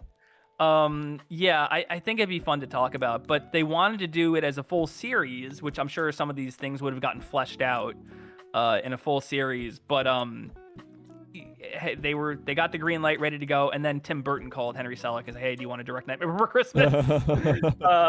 And he's like, "I'm doing the Slow Bob thing, but that sounds a little more, probably cool. To him it probably sounded more promising because I feel like MTV would have canceled that like after like 5 episodes or something.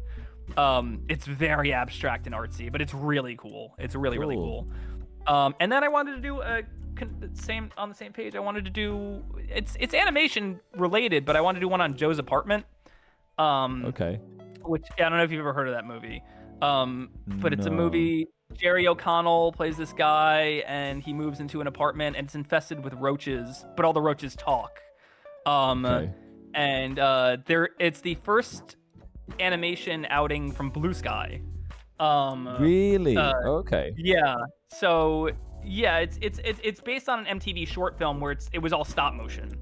Oh, But okay. they were very clever about what they did on the MTV short, because it was like, instead of really seeing the roaches, like you'll see like a carpet move up and down or a fridge like open, because they're like, it's all the roaches. That's how many roaches are in his apartment. Like Right. they can like move stuff around the apartment. And then once in a while you'll see like one of the roaches, like it'll be like a stop motion thing, or they'll all come out and they'll eat like a T-bone steak. They'll like swarm it. It's really clever. The movie didn't get good reviews when it came out, and it's not like the smartest script ever, but I will say very ahead of its time, because it's all about gentrification. It's all about gentrification. Wow. Okay. And like very much how like, rich people are trying to swoop in and like put prisons in the middle of like rundown areas and stuff like that, and like it's cool, and it's about how like you can make something beautiful out of like a shitty thing. Right. So like I think its themes are really cool, and I think the way it's shot is it's shot like a Sam Raimi movie. So it already has like a very cartoony element to it. So I'm thinking of jumping into that as well. It's a really really cool movie, and definitely I can link the short. But the movie I think is worth watching. It's only like 80 minutes, so it's a short one. But the short is like I think like 3 minutes. Yeah, it's MTV's first movie as well, so there's that as well. Wow. Okay. Yeah, I was kind of surprised to find out it became before Beavis and Butthead.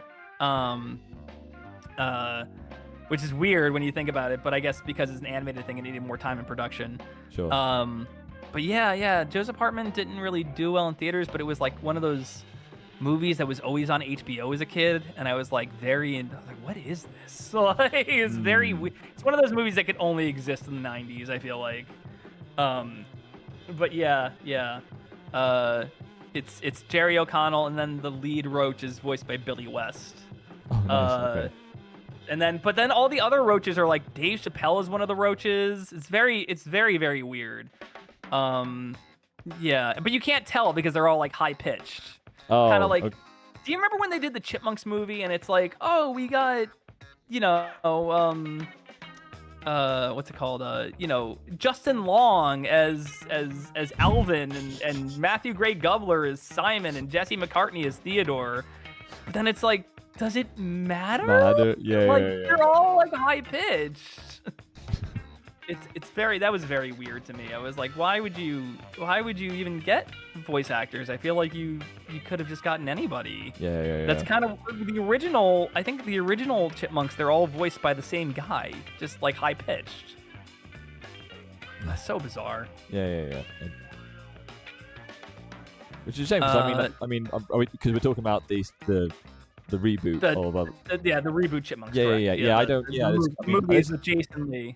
Yeah. It's just. I mean, I did enjoy the Alvin and the Chipmunks growing up. The cartoon. The cartoon. Yeah. I guess I Yeah. didn't any of the. Yeah, it's the cartoon is interesting. I remember liking a lot as a kid. I remember liking the music a lot too. Even I love that theme tune. that theme, watch out, cause here we come. Yeah, of course. Yeah, that's one of those 80s songs that got like that's like almost as nefarious as like DuckTales with how like earwormy it is. Or Raccoon. Yeah. Yeah. K-Master said they need them names. Yeah, in terms of the casting. But yeah, I don't know. I don't know how many. I have since met a lot of different people who like Matthew Gray Gubler, but at the time, like, he wasn't really big. I think he's on like Criminal Minds or one of those shows. I can't remember which one it was, but like one of those procedural shows. But Justin Long was like the standout, I feel like, because he was kind of the biggest at the time. But I just thought it was so interesting because it's like, why him specifically for Alvin, I guess. But I'm sure he got a nice fat paycheck from that movie, so I don't blame him for taking it all. Came in probably for 3 days, did those lines, and walked out. But yeah, I mean, Jason Lee's got to make money too, so I don't blame him. So yeah, how do we get on the Chipmunks? I forgot. Forgot how we even got to the Chipmunks. Talking about Henry Selick's the cockroaches. Oh yeah, right? yeah. We're talking about Harry. Yeah, we're talking about Joe's apartment and everything. Yeah. No, it's a really good. I think it's a really good movie. I think it's kind of underrated. It's got a lot of '90s gross out humor in it, but I think that's, it's a movie about talking roaches. Like, what do you expect? Like, it's kind of on the tin. But yeah, MTV Films is really interesting in general. I want to say Beavis and Butthead is like their only animated one. I might be wrong on that. I feel like there was something else that was done from MTV. I mean, MTV in general is like a rabbit hole of interesting animation stuff. Like, there's tons of like animation. You could, I even said like Liquid Television alone. Liquid Television, Cartoon Sushi, obviously Beavis and Butthead, Aeon Flux, Daria, The Max, The Head, like all those shows. I mean, they really, and looking back, it's kind of sad because they probably got paid like nothing. Those creators got paid nothing. But yeah, really, really interesting rabbit hole to go down. It's where a lot of big animators got their start. Obviously Mike Judge, but Henry Selick, and who's the one? John Dilworth started on MTV pretty much. I mean, he had done movies before. Yeah, he did. That's where Courage started.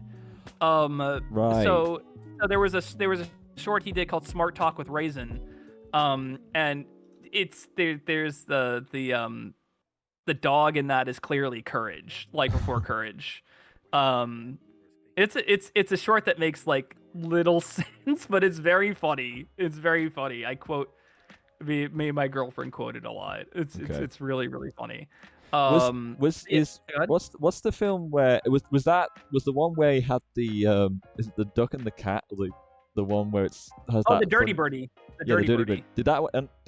That was on Cartoon Sushi. That was years later. Right. Okay. Gotcha. Yeah. Okay. That was Smart Talk with Raisin was like 1992, I think. Okay. Yeah. Smart Talk with Raisin was funny. The Peter Chung stuff is like, I mean, Aeon Flux is it's trippy as hell. Yeah. It's a very bizarre show. It's kind of crazy that they even tried to make it into a live action movie, because it's so reliant on the animation for its look. It's so indebted to that, the way the characters move and everything. And I know they kind of tried to do that with Charlize Theron and everything. They tried to kind of make her like move at weird angles and stuff. But like, I don't know. I think you can't really do that in live action. No. Yeah, MTV animation is really cool. The Max is really cool to look at. The Head is a really weird show. Of all the shows, my older sister brings that one up the most. She's like, "You like animation, right?" She's like, "Do you remember The Head?" I'm like, "Yeah, sorta." And she's like, "Oh my god, I love that show." I'm like, "Didn't you like Beavis and Butthead and Daria March?" She's like, "No, I love that show." And I was like, "Really? It's a weird one. It's about a guy who his head grows like 3 feet like long, and like out of his head comes this little alien that's like his friend. It's a very, very bizarre show. It's very, very weird. But like saying, like, I know a lot of this, and a lot of it is because these channels needed content, and they wanted cheap content, so they would go to like up and coming artists, and be like, "Hey, we'll pay you like a little more than you're making at your minimum wage job to make a cartoon for us." Right. And that's how you got all this weird stuff, and I just don't think you're gonna get that on TV anymore. Which it's like I was actually thinking about this yesterday. I just feel like TV doesn't kind of matter anymore in a way. You know what I mean? It's all it's mostly streaming now, and you have all these indie shows coming out. Obviously, there still needs to be somebody supplying money. That's kind of the issue at the end of the day. Yeah. Somebody needs to be paying for this. So we haven't quite figured that part out yet. But I feel like we're kind of, with Glitch doing as well as they're doing, I think we're kind of getting somewhere, which is nice. Yeah. I guess we'll see what happens. But I mean, if you really want a cool deep dive into like what indie animation used to be, I highly recommend for anyone in chat to go check out a lot of MTV stuff, because that's pretty much indie animation. What that was back then. Obviously, it was funded by a company like Viacom, but like they were doing stuff that was really kind of left of center, and and I don't think we'll ever see that again. But Jack, you were telling me there was a short that you were telling me about on Liquid Television, I think, that was very like surrealist, and it was like, I'm trying to think of what it was, or maybe I don't know which one of us showed it to the other one, but it was kind of like they kept pulling out, and there were a lot of shapes and everything. I'd have to look it up. Yeah, I'm trying to remember it myself. Actually, I'm trying. Do you kind of know what I'm talking about, though? Maybe. I hope. Hang on. I hope I don't sound crazy. Whatever. It's fine. We'll figure it out another time. Yeah. No sense in getting hung up on it. But eight viewers, 8 concurrent viewers. I think we're getting closer and closer to 10 every time, Jack. I'm very happy about this. Cool. And then it'll be 20, and then it'll be 40, and we'll keep going. It's very cool. This eye looks really cool, by the way. I haven't commented a lot on the art, but the eye looks really, really cool. Yeah, I mean, I'm just trying to like. I mean, my initial sketch of it was pretty close anyway, so I'm just kind of really trying to replicate that in general.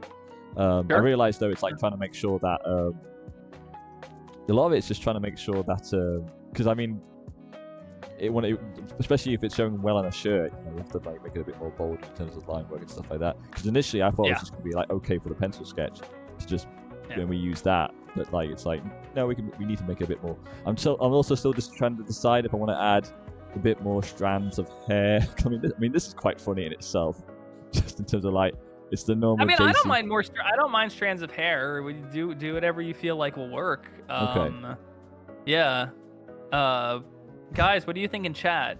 How do you think we can keep pushing this? Also, chat, like, what kind of shirts do you want to see for... I know we're not really getting much response from chat, but I always like throwing it out there. But if you guys are a fan of the merch, we want to hear from you what you want. Jack and I had some fun ideas. We were thinking of maybe doing Failing Upward Pogs. Remember Cody? He's back in Pog form.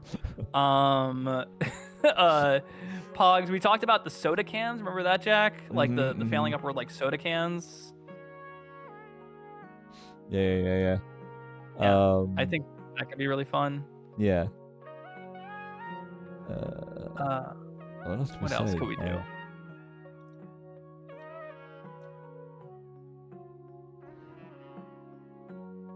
Did I lose you, or are you still there? No. This is me thinking. Yeah, sorry. This is me trying to think. Oh no, like... it's okay. Don't worry. I was just like, you're good.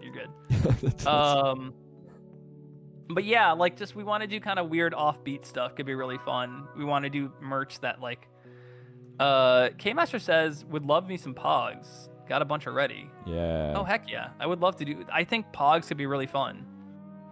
Especially if we can get like slammers done. Are you familiar with like the slammers, Jack? No, like, of course. You need You need a slammer to do it. Yeah. That'd be really cool. That'd be really, really cool. It's funny though, because I don't think yeah, go ahead. I was going to say, because it's funny, because I don't think I ever actually... I just collected them. I don't think I actually played the game of, Pogs and stuff like that, where you actually throw down the slammer and then, depending on how much you were able to flip over, it's like... I never played the game. I didn't even know it was a game. I was just like, oh, we just collect these things? Okay, But like, I never saw anyone in my playground like play the actual game of, Pogs and stuff like that, so... No, totally. I hear what you're saying. Yeah. What would be our slammer though? Would it be like just the Failing Upward logo and then the rest of like the logo or like a phone or something? Yeah. That could be really cool. It'd be cool to do like a set of like 10 or so of them or something. Like some of them could be obviously a lot of them would be characters, but something could be like objects from the show. That could be really cool. And then like the slammers like the phone or the logo or something like that could be really cool. Yeah. Just sell them as like a set or something like that, Yeah, it could be fun. I'd have fun with that. I remember you'll be your Got Milk collecting It'll be like Yo, yeah, exactly. Oh, it'll be that all over again. We should do a Got Milk ad a print of a Got Milk ad. That's what we should do, Jack. Okay. As long as it's that not. Could actually be kind of funny. It lines up time-wise. As long as it's not, it doesn't include anything referencing the smokester. The smokester. Yeah. I just don't like that K-Master says, how about slapping some episodes on VHS? Due to music licensing rights, that might be kind of hard. It could be something I could look into. I could probably do like the first episode on VHS, the All My Friends. I could probably definitely get away with that, but the other ones might be a little trickier. I can look into it. I promise I will look into this. I know people have been asking this for a while. I would love to do like the first episode. It'd be cool if we can get like all like the first season on like a VHS. Yeah. We could see. And listen, in the worst case scenario, I don't like doing this because, you know, I don't blame us for doing this because we don't have like the resources that big companies have, but it always bummed me out when they would put like Daria on DVD, but like none of the music except for the theme song. And it's very disorienting if you know Daria and you watched it on TV. Yeah. And Beavis and Butthead kind of ran into the same problem where, like, you know, they would do all the music video segments and everything, which it was always my favorite part of the show. Like, I loved them just commenting on music videos. But they would have to sort of release, they would release like one or two on a VHS, and then when the DVDs came around, they did entire bonus feature sections where they would have like, here's a couple of the music videos from the show, but like the way the show would flow was very much like short music video, like they would do that. Or it would be like a short music video would happen in the middle of a short and then would come back to the rest of the short. Right. And that's what would pad it out. It's so funny because going back, that was not at the request. That was not Mike Judge's idea. MTV just requested, hey, we want to play music videos. Like, how can we get these in? And you know, Mike Judge, I think, is like mixed on that. Like, he's kind of been mixed on it. He's like, I didn't like having to force them in. But it's funny because if you watch the new ones, they still do music videos here and there, but they also do YouTube videos now, which are kind of funny, or they'll do TikToks. So I think he's kind of warmed up to it over the years. Okay. At least in my memory, if I'm getting that wrong, once again, somebody please in chat correct me if Mike didn't like those. What's even more fascinating was John Dilworth did a pilot for MTV between Smart Talk with Raisin and Dirty Birdie. It was called Angry Cabaret, and it was about these two kind of like teens who ran like a music video club. Okay. So yeah, it's interesting. I think it's not a very long short. Let me see. He has had trouble re-releasing it, obviously, because of the music videos. You can find the original on the Angry Cabaret. Came out in '94. So yeah, the original is on there. He did a remastered version where he had to get rid of the music video, so it's just like one Lady Gaga video that's dubbed over, I think. Okay. Yeah. Yeah, you can't.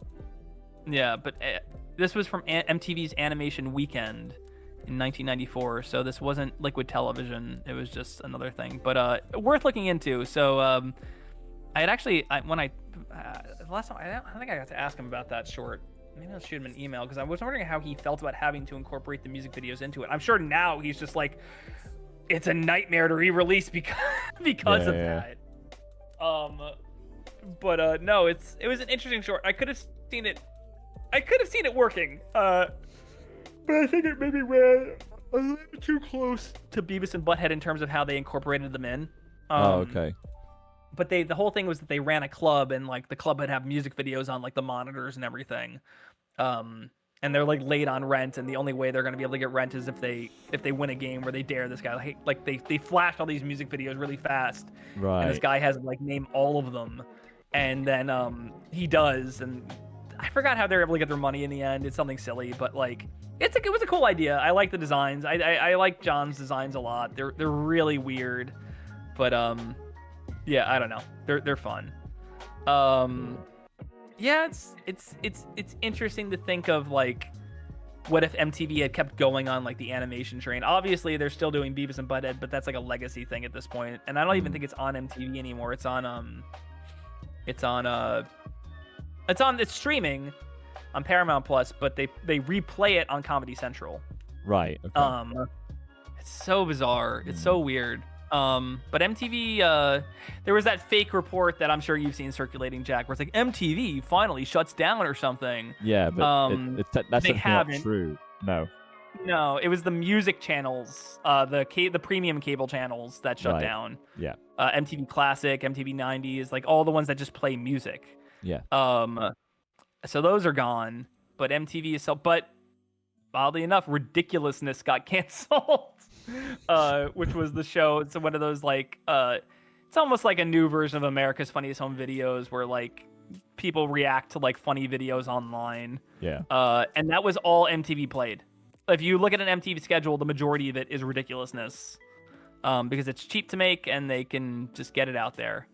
But that's gone now. So I think they only have like 1 or 2 reality shows left and that's it, which is crazy. So they're kind of on their deathbed if they're not, they're not canceled yet, but they're on their deathbed. Crazy.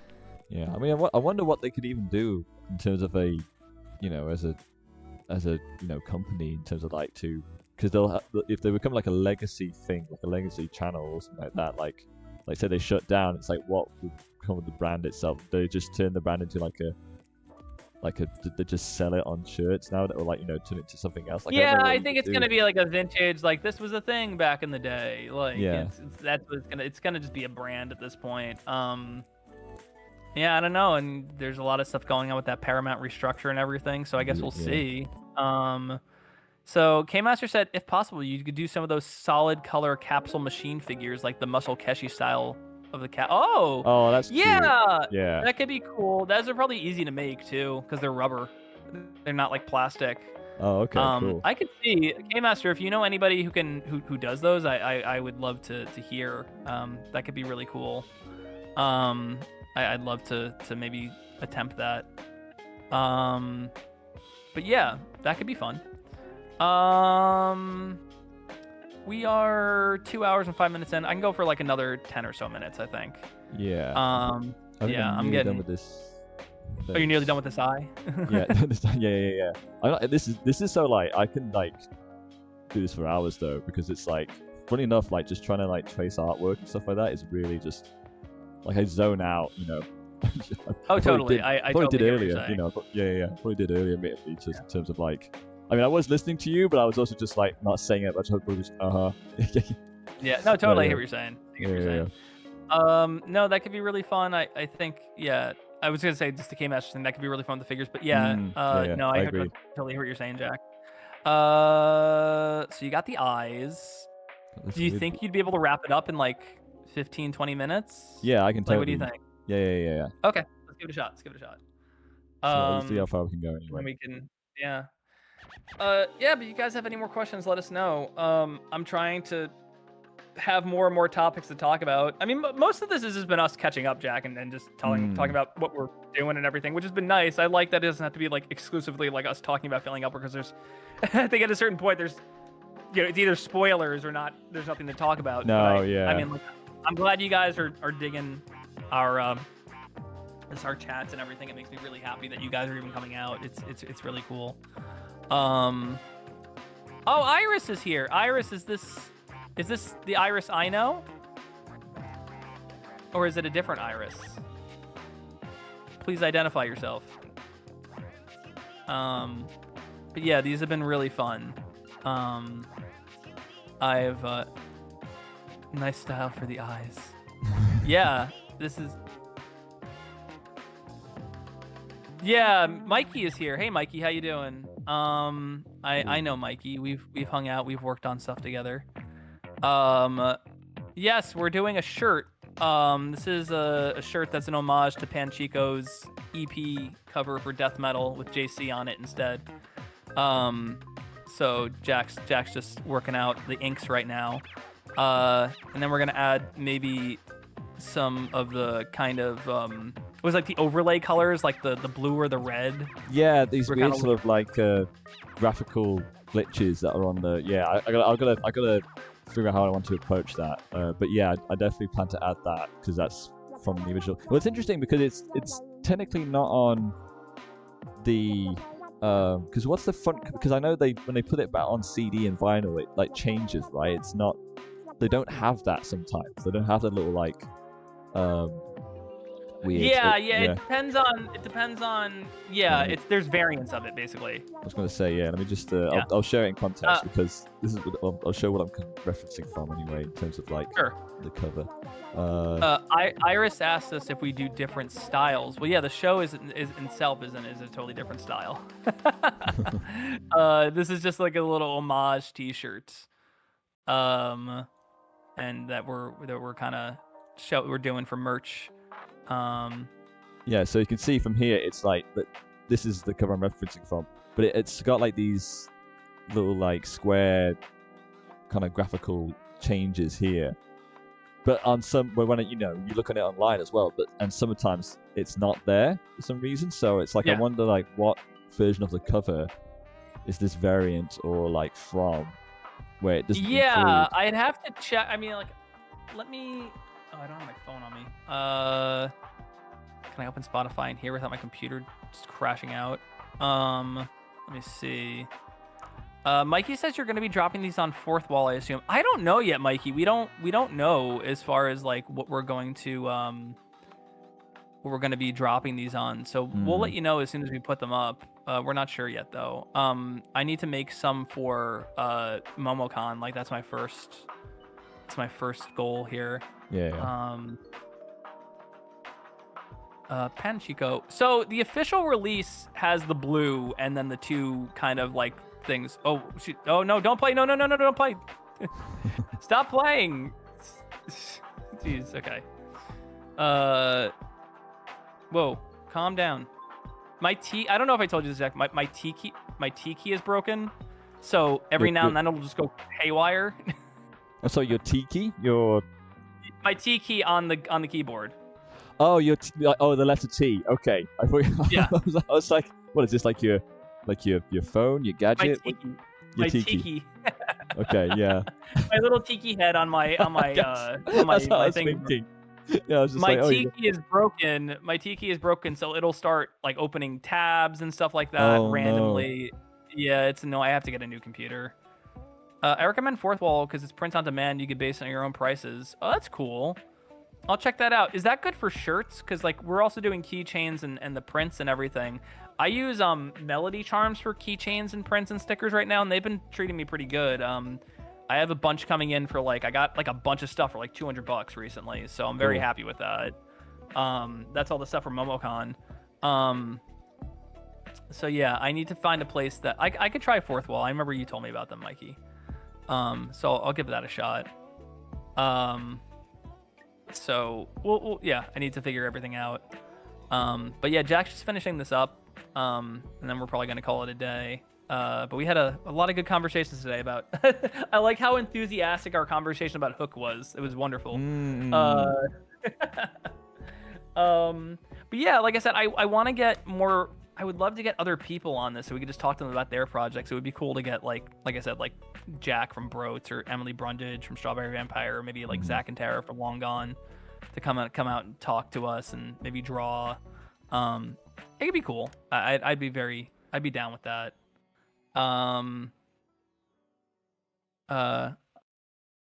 So Iris says I got a lot of questions. Well, ask away, Iris. You got like yeah, we still got time. Another yeah, you've got time. You're more than welcome to ask. So yeah, I think that could be really cool. We'll figure it out. We got it. So yeah, we should also say that. We'll save it for the end when we're closing out. Like we're gonna figure out new times and everything. We don't quite have them down yet for this month, but when March comes around, we should be kind of. I think we'll probably be streaming, on the weekends again, depending on what's going on with you, Jack. Obviously. Yeah, sure. This is admittedly a bit of a busy month for me, but we might stream on a different day as opposed to normal Sunday times. Yes. But we'll let you guys know anyway. If I've learned anything from streaming, it's that wait, is this your own drawing? Like you made this character? Is it from a show, a book, or something? So this character is from our show Failing Upward, and you can watch all the episodes on the channel. But she's done in the style of an album cover. So it's a band called Panchico had an EP years ago that got popular a couple years ago, and we're kind of doing an homage to that. Yeah, Jack's got it up on screen, and it's gonna be a piece of merch for us because we're just like we're just doing like a little homage to it, like a little parody of it almost. Yeah, let me show that with the text. Here we go. Is it with the text that we're planning to? You got text on another layer. Yeah. Very cool. Hang on, let me. Do you do your own drawings sometimes? So Jack is the artist. Like I said, we have an entire animated series on our channel. So that's all done by Jack and some other wonderful artists. So if you want to check that out, you can see more of our art there. And then yeah, we do our own drawings sometimes on stream.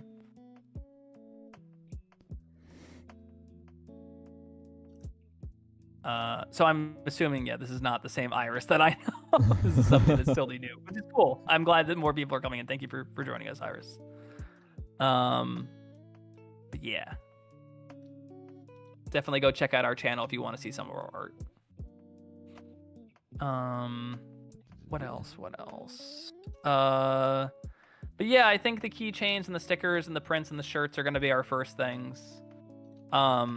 I decided to start small, Jack, as far as the prints. We're going to just do the two kind of like images that you made of like one Cody watching the TV and then JC at the store. I think those will be our first prints. Oh, sweet. Yeah, I think those are great. Those are the ones that I think are the just easiest to do. Well, I know they're great. I drew them. But I mean, it's like, that's yeah, and they're picks. Incredible, Jack. Oh, thanks.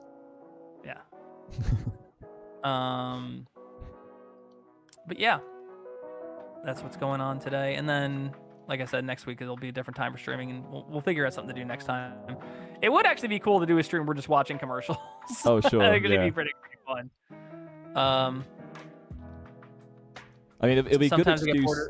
I was going to say, it'd be a good excuse. I was going to say, it'd be a good excuse to do these streams sometimes where, because I mean, obviously when we're working on animation of the show, we can use a break every once in a while. So these streams could also be a good excuse for us to get a little bit loose and chill a bit with our fans and folks watching along. You know, just yeah, we talked about gaming streams too as well. Like I feel like we'll get there.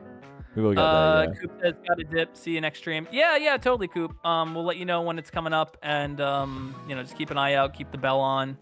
If no one's subscribed yet, and you're here for the first time, give us a little subscription. Click the bell. We'll be doing these streams a lot. Like I said, we'll be maybe showing you guys some sneak peeks of the upcoming episode and everything. That'll be really cool.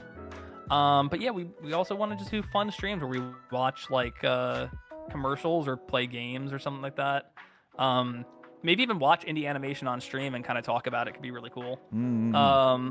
I'd be down for that. Maybe we could do like an episode where we do like Worthy Kids stuff, because there's a bunch of stuff we could talk about in there. Man, I love his shorts, the ones that are just like he takes audio from something else and he just animates over it. Like yeah. That's the what's the one I really liked? The the Steve Brule one, the sushi. It's like yeah. Yeah. I mean, that one's incredible. I really like. Of course, there's the Wizard Beer one and the Wizard Beer one. Yeah. I'm really impressed by the one that you did recently, where it was like a homage to the like Scooby-Doo, the sort of like cell animation. I was so impressed by that. I was like, dang, you really nailed the mannerisms of the animation style as well. Like, I mean, it's frustrating out. Again, it's like, I mean, I feel like there's this good sense of envy that I have for some artists, because I'm just like, he's one of them. Yeah, he's one of them. Like, how the fuck do you do that? Like, how do you do that? You know, it makes me like so mad. Like, fuck you, you're so fucking cool. Like, yeah, you know, I just end up like swearing like a sailor. Wow, like, Jack, really? Well, no, I'm just like, but it's like in a good way. It's just a sense of like, you're so goddamn beautiful and talented. Maybe we can you know, get Worthy on here. Maybe we can ask him some of his secrets. yeah, you know, like, why are you so Well, goddamn? I mean, that'd be kind of cool. I feel like if we got Worthy, that people would definitely turn out for our stream. Sure. Yeah, I mean, you know, oh gosh, I mean, I would love to just. I mean, I'm sure he probably does interviews. I wouldn't be shocked. I mean, well, yeah, I do. I don't know. I'll probably be like swearing like, what's it like being so goddamn talented? You just freaking just being like angry at him, just for no reason. I would definitely not be opposed to reaching out to him. I did find his email, which is cool. Okay, cool. So yeah, I wouldn't be opposed to reaching out to him to maybe. Don't have me on stream. Don't. Oh well, I mean, no, Jack, we gotta have you on stream. You know all the technical terms, so I'm just a writer. So I feel like you would be. I gotta ask him writing questions about how he goes about writing stuff, but Okay, I don't know. It might be dangerous. I might scare him off. I also wouldn't mind getting like Aaron Long or someone like that. Aaron's really cool. Oh, that'd be cool. Yeah. My favorite Aaron thing is he did a short that was like hockey or something, and it just gets more chaotic as the players keep fighting. It's like hockey fights, and like there's a point where they're like spitting teeth at each other. I just remember commenting on Newgrounds like, oh, my favorite part of hockey where they spit teeth at each other. Yeah, he's Canadian, so he gets hockey. Oh, okay. Yeah. Okay. Man, everybody went crazy for Dr. Bees, huh? I see it like on all my animation pages. Like it just keeps coming up. I mean, listen, Harry is Harry, and he's very talented. I get why people are excited for his stuff. I am too. Yeah, I mean, Harry's work's great. I mean, it's so funny because it's just, I mean, he has his own, like, you can tell it's his style as well. It's type of humor, and it's just animated so beautifully as well. You know, it's annoying when you can see why it takes the time because it's just done so miraculously well. You know, so yeah, and you know, again, he's also just got that nice like kind of humor that just sort of, I guess, just works online well. Oh, totally. I think I'm gonna stop there for now. I think. Okay, we're good. We think we're good for now, anyway. So, I mean, the idea, I'm gonna definitely add some screen tones and little half tones to some parts. I'm gonna see if I want to add.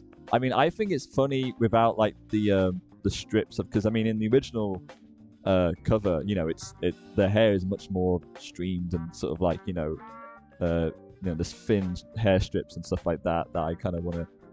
I'm unsure if I want to push for, but at the same time, I do find it quite funny if it's just the normal like JC hairstyle. Yeah, and totally. Everything else is detailed. Yeah, we can figure it out later. But I think this is a good place to end it.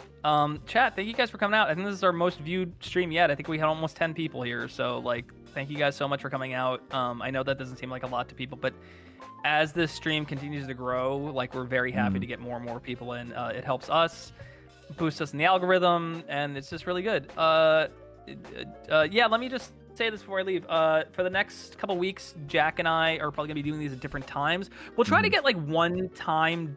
Hopefully, we can get like one time down for the rest of the month. We'll try. Yeah. But if we can't, just keep the bell on. We'll be streaming on different days. It'll probably be a weekday, I imagine. And yeah, follow us on social media as well. We're on Instagram. We're on what else we're on? We're on Twitter or X. We're on Blue Sky. We're on Newgrounds. We're on all these different places. Yeah. But I guess for streams, just easy. Just to put the bell on and subscribe, and we'll let you know when we're on, when we're online. So, but yeah, no, thank you for everyone who came around today. Yes, thanks, guys. Fun as always. Right, have a good one, guys. Talk to you later. Oh, it's also if anyone, I guess, enjoy the Super Bowl if you're watching it. Unless you're me, in which case, happy Sunday. Yeah, if you're anywhere else in the world. Yeah. Exactly. All right, guys. Have a good one. All right. Take care, everyone. Bye.